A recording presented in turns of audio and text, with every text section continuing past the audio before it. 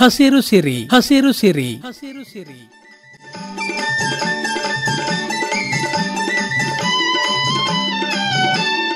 ಪ್ರಸ್ತುತ ಕೃಷಿ ಚಟುವಟಿಕೆಗಳ ಕುರಿತ ಕಾರ್ಯಕ್ರಮ.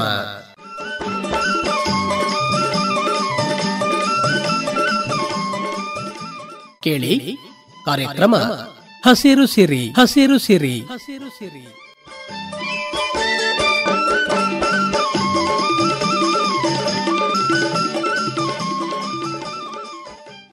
ಆತ್ಮೀಯ ಕೇಳುಗರೆ ನಮಸ್ಕಾರ. ಇವತ್ತಿನ ಕಾರ್ಯಕ್ರಮಕ್ಕೆ ಸ್ವಾಗತ. ಇವತ್ತಿನ ಕಾರ್ಯಕ್ರಮದಲ್ಲಿ ಕೃಷಿ ಸಂಬಂಧಿತ ಸೂಕ್ತ ಮಾಹಿತಿಗಳ ಬಳಕೆ ಈ ವಿಷಯಕ್ಕೆ ಸಂಬಂಧಪಟ್ಟ ಹಾಗೆ ಮಾತನಾಡ್ತಾ ಇದ್ದೇವೆ. ಕೃಷಿಯಲ್ಲಿಯೂ ಕೂಡ ಮಾಹಿತಿ ಇಲ್ಲದೆ ನಾವು ಏನನ್ನೂ ಕೂಡ ಮಾಡಲಿಕ್ಕೆ ಸಾಧ್ಯ ಆಗೋದಿಲ್ಲ. ಯಾಕೆ ಅಂತ ಹೇಳಿದರೆ ಕೃಷಿ ವಿಜ್ಞಾನ ಅನ್ನುವಂಥದ್ದು ಇವತ್ತು ಅಗಾಧವಾಗಿ ಬೆಳೆದಿದೆ. ಸಾಕಷ್ಟು ಸಂಶೋಧನೆಗಳು ಆಗ್ತಾ ಇದ್ದಾವೆ. ಕೃಷಿಯಲ್ಲೂ ಕೂಡ ಪ್ರತಿ ದಿವಸವೂ ಹೊಸ ಹೊಸ ತಂತ್ರಜ್ಞಾನಗಳು ಬರ್ತಾ ಇದೆ. ಇವತ್ತು ಏನು ನಾವು ಕೃಷಿ ಕಾರ್ಮಿಕರ ಕೊರತೆ ಅಂತ ಹೇಳ್ತೀವಿ, ಬಂಡವಾಳದ ಕೊರತೆ ಅಂತ ಹೇಳ್ತೀವಿ, ಇದೆಲ್ಲದನ್ನು ಕೂಡ ಸರಿದೂಗಿಸ್ಲಿಕ್ಕೆ ನಮಗೆ ಕೃಷಿ ತಂತ್ರಜ್ಞಾನ ಅನ್ನುವಂಥದ್ದು ಬಹಳ ನೆರವಾಗುತ್ತೆ. ಕೃಷಿ ತಂತ್ರಜ್ಞಾನವನ್ನು ಬಳಕೆಯನ್ನು ಮಾಡಿಕೊಳ್ಬೇಕು ಅಂತ ಹೇಳಿದರೆ ಅದ್ರ ಬಗ್ಗೆ ಮಾಹಿತಿ ಬೇಕು ಮತ್ತು ತರಬೇತಿ ಬೇಕು. ಇದಿಲ್ಲದೆ ನಾವು ಮಾಡಲಿಕ್ಕೆ ಸಾಧ್ಯ ಆಗೋದಿಲ್ಲ. ಈ ನಿಟ್ಟಿನಲ್ಲಿ ಈ ಕೃಷಿಗೆ ಸಂಬಂಧಪಟ್ಟಂತಹ ಮಾಹಿತಿ ಮತ್ತು ಈ ತರಬೇತಿ ಇವೆರಡೂ ಕೂಡ ಎಲ್ಲಿ ಸಿಗುತ್ತೆ, ಅದಕ್ಕೆ ಕೃಷಿ ವಿಶ್ವವಿದ್ಯಾನಿಲಯಗಳು ಯಾವ ರೀತಿಯ ಒಂದು ವ್ಯವಸ್ಥೆಯನ್ನು ಮಾಡಿಕೊಂಡಿದ್ದಾವೆ, ಇದರ ಸದ್ಬಳಕೆಯನ್ನು ಹೇಗೆಲ್ಲ ಮಾಡಿಕೊಳ್ಳಬಹುದು ಅನ್ನುವಂಥ ವಿಚಾರಗಳನ್ನು ಇವತ್ತಿನ ಕಾರ್ಯಕ್ರಮದಲ್ಲಿ ನಾವು ತಿಳಿದುಕೊಳ್ಳೋಣ. ಹೆಚ್ಚಿನ ಮಾಹಿತಿಯನ್ನು ಮಾಡಿಕೊಡ್ತಾ ಇದ್ದಾರೆ ಹಾಸನದ ಕೃಷಿ ಮಹಾವಿದ್ಯಾಲಯದ ಕೃಷಿ ವಿಸ್ತರಣಾ ವಿಭಾಗದ ಸಹಾಯಕ ಪ್ರಾಧ್ಯಾಪಕರಾದ ಡಾಕ್ಟರ್ MH ಶಂಕರ್ ಅವರು. ಸರ್, ತಮಗೆ ನಮಸ್ಕಾರ. ಕಾರ್ಯಕ್ರಮಕ್ಕೆ ಸ್ವಾಗತ. ನಮಸ್ಕಾರ ಸರ್. ಕೃಷಿ ಮಾಹಿತಿ ಅನ್ನುವಂಥದ್ದು ಬಹಳ ಮುಖ್ಯವಾದಂಥ ಒಂದು ಅಂಶ. ಇವತ್ತು ಕೃಷಿಕರಿಗೆ ಕೃಷಿ ಮಾಹಿತಿ ಇಲ್ಲದೆ ಏನನ್ನೂ ಕೂಡ ಮಾಡಲಿಕ್ಕೆ ಸಾಧ್ಯ ಆಗೋದಿಲ್ಲ. ಈ ನಿಟ್ಟಿನಲ್ಲಿ ಕೃಷಿಕರಿಗೆ ಬೇಕಾಗಿರತಕ್ಕಂತಹ ಮಾಹಿತಿ ಯಾವ್ಯಾವ ಮೂಲದಿಂದ ಎಲ್ಲೆಲ್ಲಿ ದೊರಕುತ್ತೆ? ಸರ್, ಕೃಷಿ ಅನ್ನೋದು ಬಹಳ ನಿರಂತರವಾದ ಕೆಲಸ. ಅದರಲ್ಲಿ ರೈತರು ತಮ್ಮ ತಾವು ಪೂರ್ತಿಯಾಗಿ ತೊಡಗಿಸ್ಕೊಂಡಿರ್ತಾರೆ. ಆದರೆ ಅವರು ಮಾಡ್ತಾ ಇರೋದೇನಾಗುತ್ತೆ, ಅವರ ಒಂದು ಅನುಭವದಿಂದ ಮಾಡ್ತಾ ಇರ್ತಾರೆ. ಆದರೆ ಅನುಭವದ ಜೊತೆಗೆ ವೈಜ್ಞಾನಿಕತೆಯನ್ನು ಟಚ್ ಕೊಟ್ಟಾಗ ಏನಾಗುತ್ತೆ, ಅಧಿಕ ಇಳುವರಿ, ಅಧಿಕ ಆದಾಯ ಗಳಿಸ್ಬೋದು. ಆ ನಿಟ್ಟಿನಲ್ಲಿ ನಮ್ಮ ವಿಶ್ವವಿದ್ಯಾನಿಲಯಗಳು, ಕೃಷಿಗೆ ಸಂಬಂಧಪಟ್ಟಂಥ ವಿಶ್ವವಿದ್ಯಾನಿಲಯಗಳು, ತೋಟಗಾರಿಕೆ ವಿಶ್ವವಿದ್ಯಾನಿಲಯಗಳು ಹಾಗೂ ಹೈನುಗಾರಿಕೆಗೆ ಪಶುವಿಜ್ಞಾನಗಳ ವಿಶ್ವವಿದ್ಯಾನಿಲಯಗಳು, ಹೀಗೆ ಅನೇಕ ವಿಶ್ವವಿದ್ಯಾನಿಲಯಗಳು ಸಹ ಒಂದು ರೈತರಿಗೆ ತಾಂತ್ರಿಕ ಮಾಹಿತಿಯನ್ನು ಒದಗಿಸಲು ಕೆಲಸ ನಿರ್ವಹಿಸ್ತವೆ. ಜೊತೆಗೆ ಕೃಷಿ ಇಲಾಖೆ ಇರ್ಬೋದು, ತೋಟಗಾರಿಕೆ ಇಲಾಖೆ, ರೇಷ್ಮೆ ಇಲಾಖೆ, ಅರಣ್ಯ ಇಲಾಖೆ ಇವೆಲ್ಲವೂ ಸಹ ವಿಸ್ತರಣಾ ಇಲಾಖೆಗೆ ಸಂಬಂಧಪಟ್ಟವು. ವಿಸ್ತರಣಾ ಚಟುವಟಿಕೆಗಳನ್ನ ಅವರೆಲ್ಲ ಮಾಡ್ತಾ ಇದ್ದಾರೆ. ನಮ್ಮ ವಿಶ್ವವಿದ್ಯಾನಿಲಯ ಸಹ ಆ ನಿಟ್ಟಿನಲ್ಲಿ ಅನೇಕ ಕಾರ್ಯಗಳನ್ನು ನಿರ್ವಹಿಸ್ತಾ ಇದೆ ಸರ್. ಈ ಕೃಷಿ ವಿಜ್ಞಾನ ಕೇಂದ್ರಗಳು ಬಹಳ ಮುಖ್ಯವಾದಂಥ ಒಂದು ಕೆಲಸವನ್ನು ಈ ಕೃಷಿ ವಿಸ್ತರಣೆಗೆ ಸಂಬಂಧಪಟ್ಟ ಹಾಗೆ ವಹಿಸುತ್ತೆ. ಪ್ರತಿಯೊಂದು ಜಿಲ್ಲೆಯಲ್ಲಿಯೂ ಕೂಡ ಕೃಷಿ ವಿಜ್ಞಾನ ಕೇಂದ್ರಗಳಿದ್ದಾವೆ. ಈ ಕೃಷಿ ವಿಜ್ಞಾನ ಕೇಂದ್ರಗಳ ಬಗ್ಗೆ ಮತ್ತು ಅವುಗಳು ಮಾಡ್ತಾ ಇರತಕ್ಕಂತಹ ಕಾರ್ಯಚಟುವಟಿಕೆಗಳ ಬಗ್ಗೆ ಒಂದಷ್ಟು ಮಾಹಿತಿಯನ್ನು ಮಾಡಿಕೊಡಿ. ಈ ಕೃಷಿ ವಿಜ್ಞಾನ ಕೇಂದ್ರಗಳನ್ನು ನಮ್ಮ ಕೃಷಿಕರು ಇನ್ನೂ ಹೇಗೆ ಸದ್ಬಳಕೆಯನ್ನು ಮಾಡಿಕೊಳ್ಳಬಹುದು, ಸಮರ್ಥವಾಗಿ ಬಳಕೆಯನ್ನು ಮಾಡಿಕೊಳ್ಳಬಹುದು ಅನ್ನುವಂಥ ವಿಚಾರಗಳನ್ನು ತಿಳಿಸ್ಕೊಡಿ. ಹೌದು ಸರ್. ಕೃಷಿ ವಿಜ್ಞಾನ ಕೇಂದ್ರಗಳು ಒಂದು ಸಿಂಗಲ್ ವಿಂಡೋ ಸಿಸ್ಟಮ್ ಅಂತ ಹೇಳ್ತೀವಿ. ಹೇಗೆ ಒಬ್ಬ ವ್ಯಕ್ತಿ ಒಂದು ಕಡೆ ಹೋದರೆ ಎಲ್ಲ ಮಾಹಿತಿಗಳನ್ನ ಪಡ್ಕೊಂಡು ಬರ್ಬೋದು ಅಂತ. ಆ ನಿಟ್ಟಿನಲ್ಲಿ ಒಂದೊಂದು ಕೃಷಿ ವಿಜ್ಞಾನ ಕೇಂದ್ರಗಳಲ್ಲೂ ಸಹ ಒಂದು 7 ಜನ ನುರಿತ ವಿಜ್ಞಾನಿಗಳು ಇರ್ತಾರೆ. ಒಂದೊಂದು ವಿಷಯದಲ್ಲೂ ಸಹ ಇರ್ತಾರೆ. ಹೇಗೆ ಅಂತಂದರೆ, ನೀವೇಗೆ ಈಗ ಒಂದು ಆರ್ಟಿಗೆ ಒಬ್ಬರು ಡಾಕ್ಟರ್ ಇರ್ತಾರೆ, ಮತ್ತು ಲಂಗ್ಸಿಗೊಬ್ಬರು ಡಾಕ್ಟರ್ ಇರ್ತಾರೆ, ENT ಅಂತ ಹೇಳ್ತೀವಿ. ಆ ರೀತಿಯಲ್ಲಿ ಕೃಷಿಗೆ ಸಂಬಂಧಪಟ್ಟಂತೆ ಬೇಸಾಯ ಶಾಸ್ತ್ರಕ್ಕೆ ಒಬ್ಬರು, ತೋಟಗಾರಿಕೆ ಒಬ್ಬರು, ಹೈನುಗಾರಿಕೆ ಇರ್ಬೋದು, ಮತ್ತು ರೇಷ್ಮೆಗೆ ಮತ್ತು ಮಣ್ಣು ವಿಜ್ಞಾನ, ಇವೆಲ್ಲ ಅನೇಕ ವಿಷಯಗಳ ಕುರಿತಾಗಿ ನುರಿತ ವಿಜ್ಞಾನಿಗಳು ನಮ್ಮ ಕೃಷಿ ವಿಜ್ಞಾನ ಕೇಂದ್ರಗಳು ಇರ್ತವೆ. ನಮ್ಮ ರಾಜ್ಯದಲ್ಲಿ ಸುಮಾರು 32ರಿಂದ 33 ಕೃಷಿ ವಿಜ್ಞಾನ ಕೇಂದ್ರಗಳು ಜಿಲ್ಲಾವಾರವಾಗಿ ಕೆಲಸ ನಿರ್ವಹಿಸ್ತವೆ. ಒಂದು ವಿಜ್ಞಾನ ಕೇಂದ್ರಗಳಲ್ಲೂ 7 ಜನ ವಿಜ್ಞಾನಿಗಳು ಇರ್ತಾರೆ. ಅದರಲ್ಲೂ ಒಂದು 26ರಿಂದ 27 ಕೃಷಿ ವಿಜ್ಞಾನ ಕೇಂದ್ರಗಳು ನಮ್ಮ ವಿಶ್ವವಿದ್ಯಾನಿಲಯಗಳ ಅಡಿಯಲ್ಲಿ ಬರ್ತವೆ. ಒಂದು 5 ಪ್ರೈವೇಟ್ ಅಂತ ಹೇಳ್ತೀವಿ, NGOಗಳು ಅಂತ ಹೇಳ್ಬೋದು, ನಾನ್ ಗೌರ್ಮೆಂಟ್ ಆರ್ಗನೈಸೇಷನ್ನು. ನಿನ್ನ 2 ಬಂದು IHR ಹೆಸರುಘಟ್ಟ ಇದೆಯಲ್ಲ, ಅದರ ಅಡಿಯಲ್ಲಿ ಬರುತ್ತೆ. ತುಮಕೂರು ಹತ್ರ ಹಿರಳ್ಳಿ ಹಾಗೂ ಗೋಣಿಕೊಪ್ಪಲ್ ಹತ್ರ ಬರ್ತವೆ. ಹೀಗೆ ಅನೇಕ ಕೃಷಿ ವಿಜ್ಞಾನ ಕೇಂದ್ರಗಳು ರೈತರ ಸಮುದಾಯಕ್ಕೆ ಮಾಹಿತಿ ಕೇಂದ್ರಗಳ ಹಬ್ಗಳಾಗಿ ಕೆಲಸ ಮಾಡ್ತವೆ. ಮೊದಲನೇದಾಗಿ ಹೇಳಬೇಕಂದ್ರೆ, ಒಬ್ಬ ರೈತ ಒಂದು ಬೆಳೆ ತಗೊಂಡೋಗಿ ಇಂಥ ಸಮಸ್ಯೆ ಇದೆ ಅಂತ ಹೋದಾಗ ಆ ಸಮಸ್ಯೆಗೆ ಮತ್ತು ಏನಂತಂದರೆ ಸಸ್ಯ ಸಂರಕ್ಷಣೆ ವಿಜ್ಞಾನಿ ಇರ್ತಾರೆ. ಆ ಯಾವುದು ರೋಗ ಯಾವುದರಿಂದ ಬಂದಿದೆ, ಏನು ಔಷಧಿ ಹೊಡಿಬೇಕು ಎಲ್ಲ ಮಾಹಿತಿ ಕೊಡ್ತಾರೆ. ಅದೇ ಸಮಯದಲ್ಲಿ ಹೈನುಗಾರಿಕೆ ಸಂಬಂಧಪಟ್ಟಂದ್ರೂ ಸಹ ಅವನು ರೈತ ಹೋದನು, ಅಲ್ಲೇ ವಿಜ್ಞಾನಿ ಅವ್ರಿಗೆ ಸಿಗ್ತಾರೆ, ಅವ್ರ ಹತ್ರನೂ ಸಹ ಮಾಹಿತಿ ತಿಳ್ಕೊಬೋದು. ಜೊತೆಗೆ ಬಹಳ ಮುಖ್ಯವಾಗಿ ಆ ಕೃಷಿ ವಿಜ್ಞಾನ ಕೇಂದ್ರಗಳು ತರಬೇತಿ ಸಹ ಮಾಡ್ತಾ ಇರ್ತವೆ ಎಲ್ಲ ರೈತ ಸಮುದಾಯಕ್ಕೆ. ರೈತರಿಗಿರ್ಬೋದು, ರೈತ ಮಹಿಳೆಯರಿಗಿರ್ಬೋದು, ಯುವ ಜನತೆಗೆ. ಯುವ ರೈತರು ಭಾಳ ಜನ ಇದ್ದಾರೆ, ಅವರಿಗೆ ಮಾಡಬೇಕು ಅನ್ನೋ ಆಸಕ್ತಿ ಆಸಕ್ತಿ ಇದೆ, ಆದರೆ ಹೇಗೆ ಮಾಡಬೇಕು ಅನ್ನೋದು ಗೊತ್ತಿರಲ್ಲ. ಆ ನಿಟ್ಟಿನಲ್ಲಿ ಅಲ್ಲಿಗೆ ಹೋದಾಗ ಕೃಷಿ ವಿಜ್ಞಾನ ಕೇಂದ್ರಗಳು ತರಬೇತಿನೂ ಸಹ ಕೊಡ್ತಾ ಇರ್ತವೆ. ಮತ್ತು ಇದೆಲ್ಲ ತರಬೇತಿ ಕೊಟ್ಟು ಮಾಹಿತಿ ಕೊಟ್ಟ ನಂತರ ನೀವು ಹೋದಾಗ ಏನಾಗುತ್ತೆ, ಏನೋ ಒಂದು ವಿಷಯದ ಬಗ್ಗೆ ಮಾಹಿತಿ ತಗೊಳ್ತೀರಾ, ನೀವು ವಾಪಸ್ ಬಂದಾಗ ನೀವು ಅದನ್ನು ಅಳವಡಿಸ್ಕೊಳ್ಳಲ್ಲ. ಇಷ್ಟೋ ಸಲ ಏನಾಗ್ತಿದೆ, ರೈತ ಬಂದೋದ್ರಲ್ಲಿ ಮಾಹಿತಿ ತಗೊಳ್ತಾರೆ, ಅಳವಡಿಸ್ಕೊಳ್ಳೋಕೆ ಬಂದಾಗ ಇಲ್ಲ ಸಿಗ್ತಾ ಇಲ್ಲ ಅಂತ ಹೇಳ್ತಾರೆ. ಆ ನಿಟ್ಟಿನಲ್ಲಿ ಇತ್ತೀಚಿನ ದಿನಗಳಲ್ಲಿ ಕೃಷಿ ವಿಜ್ಞಾನ ಕೇಂದ್ರಗಳು ಸಹ ಒಂದು ಪರಿಕರಗಳ ಮಾರಾಟನೂ ಸಹ ಮಾಡ್ತವೆ. ಏನಾಗುತ್ತೆ ಅಂದರೆ ಮಾಹಿತಿನೂ ಸಿಗುತ್ತೆ, ಪರಿಕರ ತಗೊಂಡಾಗ ನೀವೇನು ಮಾಡ್ತೀರಾ, ಮನೆ ಬಂದು ಅಳವಡಿಸ್ಕೊಳ್ತೀರಾ, ಜಮೀನಲ್ಲಿ ಹೋಗಿ ಅಳವಡಿಸ್ಕೊಳ್ತೀರಾ, ರೋಗ ಏನಾದ್ರು ಇದ್ದರೆ ಸ್ಪ್ರೇ ಮಾಡ್ತೀರಾ, ಉಪಯೋಗ ಆಗ್ತವೆ. ಉದಾಹರಣೆಗೆ ಹೇಳ್ಬೇಕಂದ್ರೆ ಈ ಟ್ರೈಕೋಡರ್ಮ ಸೂಡೋಮೋನಾಸ್ ಅಂತ ಹೇಳ್ತೀವಿ, ಜೈವಿಕ ಗೊಬ್ಬರಗಳು ನೀವೆಲ್ಲೂ ಸಿಗಲ್ಲ, ಉತ್ತಮ ಗುಣಮಟ್ಟದವು ಎಲ್ಲೂ ಸಿಗಲ್ಲ. ಈ ಕೃಷಿ ವಿಜ್ಞಾನ ಕೇಂದ್ರಗಳು ಏನು ಮಾಡ್ತವೆ ಅಂದರೆ ಅವನು ಸಹ ಪರಿಕರಗಳನ್ನು ಮಾರಾಟ ಮಾಡ್ತಾರೆ. ಮಾಹಿತಿ ತಗೊಂಡಷ್ಟೇ ನೀವೇನು ಮಾಡ್ತೀರಾ, ಆ ಪರಿಕರಗಳನ್ನು ತಗೊಂಬಂದು ನಿಮ್ಮ ಜಮೀನಲ್ಲಿ ಅಳವಡಿಸ್ಕೊಳ್ತೀವಿ. ಇನ್ನೊಂದು ಹೇಳ್ತೀವಿ, ಆ ವಿಜ್ಞಾನಿಗಳು ಇರ್ತಾರಲ್ಲ ಕೃಷಿ ವಿಜ್ಞಾನ ಕೇಂದ್ರದಲ್ಲಿ, ಅವ್ರು ನೀವು ಹೋದಾಗ ಮಾತ್ರ ಅಲ್ಲ, ನೀವು ಅನೇಕ ಸಮಸ್ಯೆಗಳಿದೆ ಅಂದರೆ ನಿಮ್ಮ ತಾಕಗಳಿಗೆ ಕ್ಷೇತ್ರಗಳಿಗೂ ಸಹ ಅವ್ರು ಭೇಟಿ ಕೊಡ್ತಾರೆ. ಅಲ್ಲಿಗೆ ಬಂದು ನಿಮ್ಗೆ ಏನು ರೋಗ ಇದೆ, ಏನು ಕೀಟ ಇದೆ ತೆಂಗಿನಲ್ಲಿ ಅಥವಾ ಬೇರೆ ಬೇರೆ ಬೆಳೆಯಲ್ಲಿ, ಹೇಗೆ ಅದನ್ನು ನಿರ್ವಹಣೆ ಮಾಡಬೇಕು ಅನ್ನೋ ಒಂದು ಮಾಹಿತಿಯನ್ನು ಕೊಡ್ತಾರೆ. ಇನ್ನೊಂದು ಮುಖ್ಯವಾಗಿ ಮಣ್ಣು ಟೆಸ್ಟ್ ಮಾಡಿಸೋದು, ಪರೀಕ್ಷೆ ಮಾಡಿಸೋದು ಬಹಳ ಮುಖ್ಯ. ಮಣ್ಣು ತುಂಬ ಹದಗೆಟ್ಟಿದೆ ಈಗ, ಅದನ್ನು ಮೊದಲು ಬೆಳೆಯೋದಕ್ಕಿಂತ ಮುಂಚೆ ಸುಮಾರು ಒಂದು 2 ವರ್ಷಕ್ಕೋಸ್ಕರ ಟೆಸ್ಟ್ ಮಾಡಿಸ್ಬೇಕು. ಹೇಗೆ ಮಣ್ಣಿನ ಪರಿಸ್ಥಿತಿಯನ್ನು ನೀವು ಅವಲೋಕನ ಮಾಡಿಕೊಡ್ತಾರೆ ನಿಮಗೆ, ಆವಾಗ ಎಷ್ಟು ಗೊಬ್ಬರ ಹಾಕಬೇಕು. ಎಷ್ಟೋ ಸಲ ಏನು ಮಾಡ್ತಾರೆ ರೈತರು, ಹಾಕಬೇಕಾದ ಬೆಳೆಗಾಗಿರುವಂಥ ಗೊಬ್ಬರಕ್ಕಿಂತ ಕಡಿಮೆ ಆಗ್ತಾ ಇರ್ತೀರ. ನೀವು ಯಾವಾಗ ಇಳುವರಿ ಎಕ್ಸ್ಪೆಕ್ಟ್ ಮಾಡಿದಷ್ಟು ಬರಲ್ಲ ನಿಮಗೆ, ಆದರೆ ಇದೇ ಬೆಳೆಗೆ ಇಷ್ಟೇ ಗೊಬ್ಬರಗಳು ಹಾಕಬೇಕು ಅಂತಿರುತ್ತೆ. ಮಣ್ಣನ್ನು ಟೆಸ್ಟ್ ಮಾಡಿದಾಗ ಮಾತ್ರ ನಿಮಗೆ ಅದೆಷ್ಟು ಹಾಕಬೇಕು ಅಂತ ಗೊತ್ತಾಗುತ್ತೆ. ಈ ರೀತಿಯಲ್ಲಿ ಕೃಷಿ ವಿಜ್ಞಾನ ಕೇಂದ್ರಗಳು ಕಾರ್ಯನ ನಿರ್ವಹಿಸ್ತಾ ಇದ್ದಾವೆ. ತಾವು ಹೇಳಿದಾಗೆ ಈ ಕೃಷಿ ವಿಜ್ಞಾನ ಕೇಂದ್ರಗಳು ಕೃಷಿ ವಿಸ್ತರಣೆಗೆ ಸಂಬಂಧಪಟ್ಟ ಹಾಗೆ ಬಹಳ ಗಮನಾರ್ಹವಾದಂತಹ ಕೆಲಸವನ್ನ ಮಾಡುತ್ತೆ. ಮತ್ತೆ ನಮ್ಮ ಕೃಷಿಕರಿಗೆ ಬಹಳ ಉಪಯುಕ್ತವಾದಂತಹ ಕೇಂದ್ರಗಳಿವು. ಯಾಕೆ ಅಂತ ಹೇಳಿದ್ರೆ, ತಾವು ಹೇಳಿದಾಗೆ ಸಿಂಗಲ್ ವಿಂಡೋ ಸಿಸ್ಟಮ್ ಅಂತ ಅಂದ್ರೆ ಯಾವುದೇ ಆಗಿರಲಿ, ಮಣ್ಣಿನ ಬಗ್ಗೆ ಮಾಹಿತಿ ಬೇಕಾಗಿರಲಿ, ಕೀಟದ ಬಗ್ಗೆ ಬೇಕಾಗಿರಲಿ, ರೋಗದ ಬಗ್ಗೆ ಬೇಕಾಗಿರಲಿ, ಹೊಸ ಹೊಸ ಬಿತ್ತನೆ ಬೀಜಗಳ ಬಗ್ಗೆ ಬೇಕಾಗಿರಲಿ, ಯಾಂತ್ರೀಕರಣಕ್ಕೆ ಸಂಬಂಧಪಟ್ಟ ಹಾಗೆ ಎಲ್ಲ ತರಹದ ಮಾಹಿತಿಗಳು ಕೂಡ ಕೃಷಿ ವಿಜ್ಞಾನ ಕೇಂದ್ರದಲ್ಲಿ ನಮ್ಮ ಕೃಷಿಕರಿಗೆ ಸಿಗುತ್ತೆ. ಆಯಾಯ ಸಂಪನ್ಮೂಲ ವ್ಯಕ್ತಿಗಳು ಅಥವಾ ಎಕ್ಸ್ಪರ್ಟ್ಗಳು ಅಂತ ಹೇಳಿ ನಾವೇನು ಕರಿತೀವೋ ಅವರೆಲ್ಲರೂ ಕೂಡ ಅಲ್ಲಿ ಇರ್ತಾರೆ. ಒಂದೇ ಕಡೆ ಎಲ್ಲ ಮಾಹಿತಿಯನ್ನ ಪಡೆದುಕೊಳ್ಳಬಹುದು. ಹಾಗಾಗಿ ಈ ವಿಶ್ವವಿದ್ಯಾನಿಲಯಗಳು ಕೃಷಿ ವಿಸ್ತರಣೆಗೆ ಸಂಬಂಧಪಟ್ಟ ಹಾಗೆ ಕೃಷಿ ವಿಜ್ಞಾನ ಕೇಂದ್ರ ಅನ್ನುವಂತಹ ಒಂದು ಅದ್ಭುತವಾದಂತಹ ಪರಿಕಲ್ಪನೆಯನ್ನ ನೀಡಿ ಅದನ್ನು ಅನುಷ್ಠಾನವನ್ನ ಮಾಡ್ತಾ ಇದ್ದಾರೆ. ನಮ್ಮ ಹಾಸನ ಜಿಲ್ಲೆಯಲ್ಲಿಯೂ ಕೂಡ ಕಂದಲಿಯಲ್ಲಿ ಕೃಷಿ ವಿಜ್ಞಾನ ಕೇಂದ್ರ ಇದೆ. ಇದರ ಸದ್ಬಳಕೆಯನ್ನ ನಮ್ಮ ಕೃಷಿಕರು ಮಾಡಿಕೊಳ್ಳಬಹುದು. ಇದೇ ವಿಶ್ವವಿದ್ಯಾನಿಲಯದ ವ್ಯಾಪ್ತಿಯಲ್ಲಿ ಬರುವಂತಹ ಮತ್ತೊಂದು ವ್ಯವಸ್ಥೆ ಕೃಷಿ ವಿಸ್ತರಣಾ ಘಟಕ ಅಂತ ಹೇಳಿ. ಈ ಕೃಷಿ ವಿಸ್ತರಣಾ ಘಟಕ ಅಂತ ಅಂದ್ರೆ ಏನು, ಇದು ಹೇಗೆ ಕೆಲಸವನ್ನ ನಿರ್ವಹಿಸುತ್ತೆ, ಇದರ ಸದ್ಬಳಕೆಯನ್ನ ಕೃಷಿಕರು ಹೇಗೆ ಮಾಡಿಕೊಳ್ಳಬಹುದು ಅಂತೀರಿ? ಕೃಷಿ ವಿಜ್ಞಾನ ಕೇಂದ್ರಗಳಂತೆ ಕೃಷಿ ವಿಸ್ತರಣಾ ಘಟಕಗಳು ಸಹ ಕಾರ್ಯನಿರ್ವಹಿಸ್ತವೆ, ಆದರೆ ಕಡಿಮೆ ಸಂಖ್ಯೆಯಲ್ಲಿರ್ತವೆ.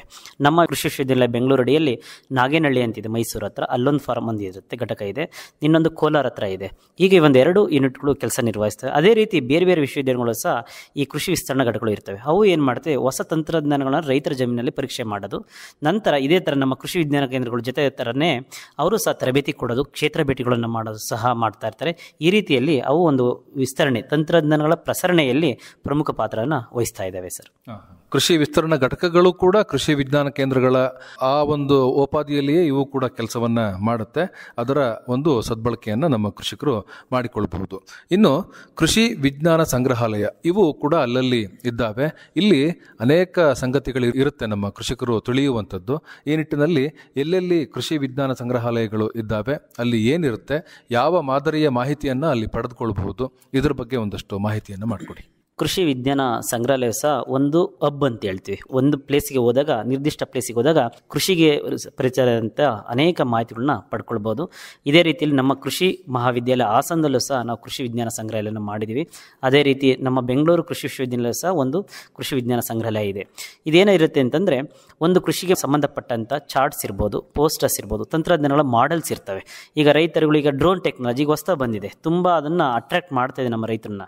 ಡ್ರೋನ್ ಟೆಕ್ನಾಲಜಿ ಹೇಗಿದೆ, ಆ ಒಂದು ತಂತ್ರಜ್ಞಾನ ಹೇಗೆ ಅಳವಡಿಸ್ಕೊಬೇಕು, ಜೊತೆಗೆ ಅನೇಕ ಪರಿಕರಗಳನ್ನ ಮಾಡೆಲ್ ಮುಖಾಂತರ ತೋರಿಸ್ತೀವಿ. ಇದೇನಾಗುತ್ತೆ ಅಂದರೆ, ನೀವೇ ಸಾವಿರವಾಗಿ ಎಲ್ಲ ಮಾಹಿತಿಗಳನ್ನ ಕೊಟ್ಟಿದ್ದೀವಿ. ಅವು ನೀವೇ ರೈತರು ಬಂದು ಭೇಟಿ ಕೊಟ್ಟಾಗ ಏನಾಗುತ್ತೆ, ಅದು ತಿಳ್ಕೊಂಡು ವೈಜ್ಞಾನಿಕವಾಗಿ ಹೇಗೆ ಮಾಡಬೇಕು, ಹೊಸ ತಳಿಗಳು ಯಾವಿದ್ದಾವೆ, ಈಗ ಹೊಸ ಹೊಸ ತಳಿಗಳು ಬರ್ತವೆ, ಮತ್ತು ಮಳೆ ಸಂಗ್ರಹಣೆ ಹೇಗೆ ಮಾಡಬೇಕು, ಸಮಗ್ರ ಕೃಷಿ ಪದ್ಧತಿ ಏನು ಮಾಡಬೇಕು, ಈ ರೀತಿಯಾಗಿ ಅನೇಕ ರೀತಿಯಾದಂಥ ಒಂದು ಮಾಡೆಲ್ಗಳನ್ನ ಸಹ ನಾವು ನಮ್ಮ ಕೃಷಿ ವಿಜ್ಞಾನ ಸಂಗ್ರಹದಲ್ಲಿ ಮಾಡಿದ್ದೀವಿ. ನಾನು ಕೇಳ್ಕೊಳ್ಳೋದಿಷ್ಟೇ, ಇತ್ತೀಚಿನ ದಿನಗಳಲ್ಲಿ ನಾವು ಒಂದು 8 ತಿಂಗಳಾಯಿತು ನಾವು ಸ್ಟಾರ್ಟ್ ಮಾಡಿ. ಅನೇಕ ಯುವ ರೈತರು, ಅದರಲ್ಲೂ ಮತ್ತೆ ಯುವ ರೈತರಲ್ಲಿ ಜೊತೆಗೆ ಮತ್ತೆ ಕಾಲೇಜಿನ ವಿದ್ಯಾರ್ಥಿಗಳು, ಶಾಲೆಯ ವಿದ್ಯಾರ್ಥಿಗಳು ಅನೇಕ ಜನ ಭೇಟಿ ಕೊಡ್ತಾ ಇದ್ದಾರೆ. ರೈತ ಸಮುದಾಯನೂ ಸಹ ಭೇಟಿ ಕೊಡ್ತಾರೆ. ಆ ಬಂದಾಗ ಏನಾಗುತ್ತೆ ಅಂತಂದರೆ, ನೀವೇ ವಿಸಿಟ್ ಕೊಟ್ಕೊಂಡು ಅನೇಕ ಮಾಹಿತಿಗಳನ್ನ ಅಲ್ಲಿ ತಿಳ್ಕೊಳ್ಬೋದು. ಹೀಗೆ ಈ ಕೃಷಿ ವಿಜ್ಞಾನ ಸಂಗ್ರಹಾಲಯ ಅಂತ ಹೇಳಿ ಇರುತ್ತೆ. ಇಲ್ಲಿ ಹೋಗುವ ಮೂಲಕ ನಮಗೆ ಬೇಕಾದಂತಹ ಮಾದರಿಗಳನ್ನ ಅವರು ತೋರಿಸಿರ್ತಾರೆ, ಅದರ ಒಂದು ಮಾಹಿತಿಯನ್ನ ಪಡೆದುಕೊಳ್ಬಹುದು. ತಾವಾಗಲೇ ಹೇಳಿದಾಗೆ ಬೆಂಗಳೂರು ಕೃಷಿ ವಿಶ್ವವಿದ್ಯಾನಿಲಯದ ವ್ಯಾಪ್ತಿಯಲ್ಲಿ ಎರಡು ಕೃಷಿ ವಿಜ್ಞಾನ ಸಂಗ್ರಹಾಲಯ ಇರತಕ್ಕಂಥದ್ದು. ಒಂದು ಬೆಂಗಳೂರಿನಲ್ಲಿದೆ, ಇನ್ನೊಂದು ನಮ್ಮ ಹಾಸನದ ಕಾರೆಕೆರೆ ಸಮೀಪ ಇರತಕ್ಕಂತಹ ಕೃಷಿ ಮಹಾವಿದ್ಯಾಲಯದಲ್ಲಿ ಇರುವಂಥದ್ದು. ಇದು ನಮ್ಮ ಹೆಮ್ಮೆಯೂ ಕೂಡ ಹೌದು. ಈ ಒಂದು ಹಾಸನದಲ್ಲಿ ಇರತಕ್ಕಂತಹ ಕೃಷಿ ವಿಜ್ಞಾನ ಸಂಗ್ರಹಾಲಯ ಏನಿದೆಯೋ ಇದನ್ನ ಯಾವ ಸಮಯದಲ್ಲಿ ನಮ್ಮ ಕೃಷಿಕರು ವೀಕ್ಷಣೆಯನ್ನ ಮಾಡಬಹುದು, ಯಾವ ದಿವಸಗಳಲ್ಲಿ ಬಂದ್ರೆ ಸೂಕ್ತ ಆಗುತ್ತೆ, ಮತ್ತೆ ಅಲ್ಲಿ ಏನಾದರೂ ಅವ್ರಿಗೆ ಅರ್ಥ ಆಗದೇ ಇರೋ ಅಂತ ಸಂಗತಿಗಳನ್ನು ತಿಳಿಸ್ಲಿಕ್ಕೆ ಯಾರಾದರೂ ನೆರವಾಗ್ತಾರ ಹೇಗೆ? ಈ ನಮ್ಮ ಕೃಷಿ ವಿಜ್ಞಾನ ಸಂಗ್ರಹದಲ್ಲಿ ನೀವು ಸೋಮವಾರದಿಂದ ಶುಕ್ರವಾರದವರೆಗೆ ಬೆಳಗ್ಗೆ 9 ಗಂಟೆಯಿಂದ 4ವರೆಗೆ ಯಾವ ಸಮಯದಲ್ಲಿ ಬಂದರೂ ಸಹ ನೀವು ವೀಕ್ಷಣೆ ಮಾಡ್ಬೋದು. ಶನಿವಾರ 9ರಿಂದ 12ವರೆ ಇರುತ್ತೆ, ಭಾನುವಾರ ರಜೆ ಇರುತ್ತೆ. ನಿಮಗೆ ಅಲ್ಲಿ ಸ್ವವಿವರವಾದಂಥ ಎಲ್ಲ ಮಾಹಿತಿಗಳನ್ನ ಕೊಟ್ಟಿದ್ದೀವಿ. ಆದರೂ ನಿಮಗೆ ಅರ್ಥ ಆಗಲಿಲ್ಲ, ತಂತ್ರಜ್ಞಾನಗಳ ಅಲ್ಲಿ ಪೋಸ್ಟರ್ ಸ್ವಲ್ಪ ಜನಕ್ಕೆ ಏನಾಗಿರುತ್ತೆ ಒಂದು ಅರ್ಥಗಳಾಗಲ್ಲ ತಂತ್ರಜ್ಞಾನಗಳು. ಇದ್ದಾಗಲೂ ಸಹ ನಮ್ಮ ಸಿಬ್ಬಂದಿಗಳು ಸಹ ಅಲ್ಲಿರ್ತಾರೆ. ನೀವು ಅವ್ರನ್ನ ಭೇಟಿ ಮಾಡಿ ಆ ವಿವರಗಳನ್ನು ಸಹ ನೀವು ತಿಳ್ಕೊಳ್ಬೋದು. ಈ ಒಂದು ಕೃಷಿ ವಿಜ್ಞಾನ ಸಂಗ್ರಹಾಲಯ ಸೋಮವಾರದಿಂದ ಶುಕ್ರವಾರದವರೆಗೆ ಏನು ನಮ್ಮ ಕಚೇರಿ ಅವಧಿ ಅಂತ ಹೇಳ್ತೀವೋ ಆ ಅವಧಿಯಲ್ಲಿ ಬಂದು ಭೇಟಿಯನ್ನು ಮಾಡಬಹುದು. ಇನ್ನು ಶನಿವಾರ ಆದರೆ ಬೆಳಗ್ಗೆ 9ರಿಂದ 12ವರೆವರೆಗೆ ಭೇಟಿಯನ್ನು ಮಾಡಿ ಇದರ ವೀಕ್ಷಣೆಯನ್ನು ಮಾಡಿ ಹೆಚ್ಚಿನ ಮಾಹಿತಿಯನ್ನು ಪಡೆದುಕೊಳ್ಳಬಹುದು. ಇನ್ನು ಸಂವಹನಾ ಕೇಂದ್ರಗಳು, ಇದು ಕೂಡ ಕೃಷಿಗೆ ಸಂಬಂಧಪಟ್ಟಂತಹ ಸಂವಹನಾ ಕೇಂದ್ರ ಅಂತ ಹೇಳಿ ನಾವು ಕರಿತೇವೆ. ಸಂವಹನಾ ಕೇಂದ್ರಗಳು ಎಲ್ಲೆಲ್ಲಿ ಇದ್ದಾವೆ, ಹೇಗೆ ಕೆಲಸವನ್ನು ಮಾಡ್ತವೆ, ಇದರ ಒಂದು ಸದ್ಬಳಕೆಯನ್ನು ನಮ್ಮ ಕೃಷಿಕರು ಹೇಗೆ ಮಾಡಿಕೊಳ್ಳಬಹುದು, ಇದ್ರ ಬಗ್ಗೆ ತಿಳಿಸ್ಕೊಡಿ. ಸಂವಹನ ಕೇಂದ್ರ ಬಂದು ನಮ್ಮ ಕೃಷಿ ವಿಶ್ವವಿದ್ಯಾಲಯ ಬೆಂಗಳೂರು ಅಡಿಯಲ್ಲಿ ನಮ್ಮ GKVKಯಲ್ಲಿದೆ. ಈ ಅಡಿಯಲ್ಲಿ ಏನು ಮಾಡ್ತಾರೆ ಅಂತಂದರೆ, ಒಂದು ಮ್ಯಾಗ್ಝಿನ್ ತರ್ತೀವಿ, ಏನೋ ಒಂದು ಕೈಪಿಡಿ ತರ್ತೀವಿ, ತಿಂಗಳಿಗೆ ಒಂದೊಂದು ಸಲ ಕೈಪಿಡಿ ತರ್ತೀವಿ. ಅದರಲ್ಲಿ ವೈಜ್ಞಾನಿಕವಾಗಿರುವಂಥ ಮಾಹಿತಿಗಳು ಅಂತ ಒಂದು ಆರ್ಟಿಕಲ್ಸ್ ಇರ್ತವೆ. ಈಗೇನಿರುತ್ತೆ, ಉದಾಹರಣೆ ಬಂದಾಗ ಮೆಕ್ಕೆಜೋಳದಲ್ಲಿ ಹೇಗೆ ಒಂದು ಕೀಟಬಾಧೆನ ನಿರ್ವಹಣೆ ಮಾಡೋದು, ರೋಗಬಾಧೆ ನಿರ್ವಹಣೆ, ಈಗ ಅನೇಕ ಮಾಹಿತಿಗಳು ಅಂತ ಒಂದು ಸಿಗುತ್ತೆ. ಅದು ಮಿನಿಮಮ್ ನಿಮಗೆ ಒಂದು ಅದನ್ನು ಸಬ್ಸ್ಕ್ರೈಬ್ ಮಾಡಬೇಕು ಅಂದರೆ 100 ರೂಪೀಸ್ ಇರುತ್ತೆ ಅಷ್ಟೇ. ಅದು ನಿಮ್ಮ ಮನೆ ನೀವು ಅಡ್ರೆಸ್ ಎಲ್ಲ ಕೊಟ್ಟರೆ ನಿಮ್ಮ ಮನೆ ಇದಕ್ಕೆ ಪೋಸ್ಟ್ ಮಾಡ್ತಾ ಇದ್ದಾರೆ. ಜೊತೆಗೆ ನಮ್ಮ ವಿಶ್ವವಿದ್ಯಾಲಯದಲ್ಲಿ ಆ ಸಂವಹನ ಕೇಂದ್ರ ವತಿಯಿಂದ ಕ್ಯಾಲೆಂಡರ್ ಬಿಡ್ತಾ ಇರ್ತೀವಿ. ಕ್ಯಾಲೆಂಡರ್ ಬೇರೆ ಸಮಯದಲ್ಲಿ ನಿಮಗೆ ಏನಿರುತ್ತೆ, ಪಂಚಾಂಗಗಳು ಆ ಥರ ಇರುತ್ತೆ, ಬೇರೆ ಕ್ಯಾಲೆಂಡರ್ ತೊಗೊಂಡಾಗ. ಆದರೆ ನಮ್ಮ ಕೃಷಿ ವಿಶ್ವವಿದ್ಯಾಲಯ ಆಗಿರೋದ್ರಿಂದ ಇದರಲ್ಲಿ ನಿಮಗೆ ಯಾವ್ಯಾವ ತಿಂಗಳಲ್ಲಿ ಯಾವ್ಯಾವ ಬೆಳೆಯನ್ನು ಹಾಕ್ಬೋದು, ಯಾವ ಬೆಳೆಯಲ್ಲಿ ಯಾವ್ಯಾವ ತಳಿಗಳಿದ್ದಾವೆ ಅನ್ನೋ ಒಂದು ಸಮಗ್ರವಾದ ವೈಜ್ಞಾನಿಕ ಮಾಹಿತಿಯನ್ನು ಕೊಡುತ್ತೆ. ಇದನ್ನು ನಮ್ಮ ಸಂವಹನ ಕೇಂದ್ರಗಳು ಕಾರ್ಯನಿರ್ವಹಿಸ್ತಾ ಇದ್ದಾವೆ. ಇವು ಕೂಡ ವರ್ಷ ಪೂರ್ತಿ ಕೆಲಸವನ್ನು ಮಾಡ್ತವೆ. ಏನು ಮಾಹಿತಿ ಇರುತ್ತೋ ಅದನ್ನು ಪ್ರಕಟಿತ ರೂಪದಲ್ಲಿ ಅವು ತಲುಪಿಸ್ತಕ್ಕಂಥದ್ದು. ತಾವಾಗಲೇ ಹೇಳಿದಾಗೆ ನಿಯತಕಾಲಿಕೆಗಳು, ಇದು ಪ್ರತಿ ತಿಂಗಳು ಕೂಡ ಬಿಡುಗಡೆ ಆಗುತ್ತೆ. ಆ ಒಂದು ತಿಂಗಳಿನಲ್ಲಿ ಅಥವಾ ಆ ಹಂಗಾಮಿನಲ್ಲಿ ಕೃಷಿಗೆ ಸಂಬಂಧಪಟ್ಟಂತಹ ಯಾವ್ಯಾವ ಚಟುವಟಿಕೆಗಳನ್ನು ಮಾಡಬೇಕು, ಯಾವ್ಯಾವ ಬೆಳೆಗಳನ್ನು ಬೆಳೆಯಬೇಕು, ಬೆಳೆಗೆ ತಗಲ್ತಕ್ಕಂತಹ ರೋಗಬಾಧೆ ಇರ್ಬೋದು, ಕೀಟಬಾಧೆ ಇರ್ಬೋದು, ಅವುಗಳನ್ನು ಹೇಗೆ ನಿರ್ವಹಣೆ ಮಾಡ್ಬೋದು ಅನ್ನುವಂಥ ವಿಚಾರಗಳನ್ನು ಈ ಒಂದು ನಿಯತಕಾಲಿಕದಲ್ಲಿ ನೀಡಲಾಗುತ್ತೆ.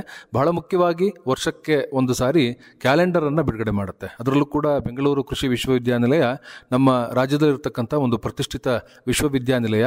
ಅನೇಕ ವರ್ಷಗಳಿಂದ ಇದು ಕ್ಯಾಲೆಂಡರ್ ಅನ್ನು ಮಾಡಿಕೊಂಡು ಬರ್ತಾ ಇದೆ.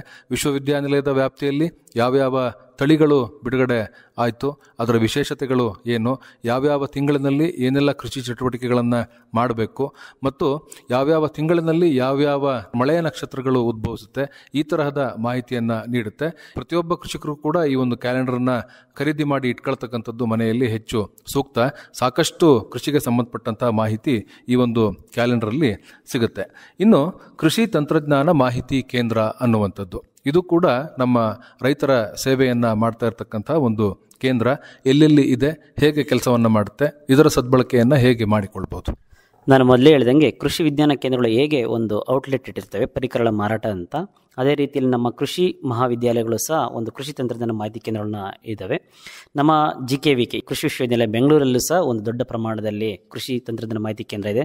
ಅದೇ ರೀತಿಯಲ್ಲಿ ಯಾಕೆ ನಮ್ಮ ಹಾಸನ ಜಿಲ್ಲೆಯ ರೈತ ಸಮುದಾಯಕ್ಕೆ ಒಂದು ಪರಿಕರಣ ನಿಗದಿತ ಸಮಯದಲ್ಲಿ ಯಾಕೆ ದೊರಕಿಸಬಾರದು ಅನ್ನೋ ಕಾರಣದಿಂದಲ ನಮ್ಮ ಕೃಷಿ ಮಹಾವಿದ್ಯಾಲಯದಲ್ಲೂ ಸಹ ಕೃಷಿ ತಂತ್ರಜ್ಞಾನ ಮಾಹಿತಿ ಕೇಂದ್ರನ ಓಪನ್ ಮಾಡಿದ್ದೀವಿ. ಅದೇನಿರುತ್ತೆ ಅಂದರೆ, ನಿಮಗೆ ಯಾರಾದರೂ ರೈತರು ಬೀಜಗಳು ಬೇಕು ಅಂತಂದಾಗ, ಉಪಯುಕ್ತವಾಗಿ ಮಾಹಿತಿ ಬೇಕು ಅಂತಂದಾಗ ಆ ಕೇಂದ್ರಗಳು ಭೇಟಿ ಕೊಟ್ಟಾಗ ಮಾಹಿತಿ ಜೊತೆಗೆ ಪರಿಕರಗಳನ್ನು ಸಹ ಕೊಡ್ತೀವಿ.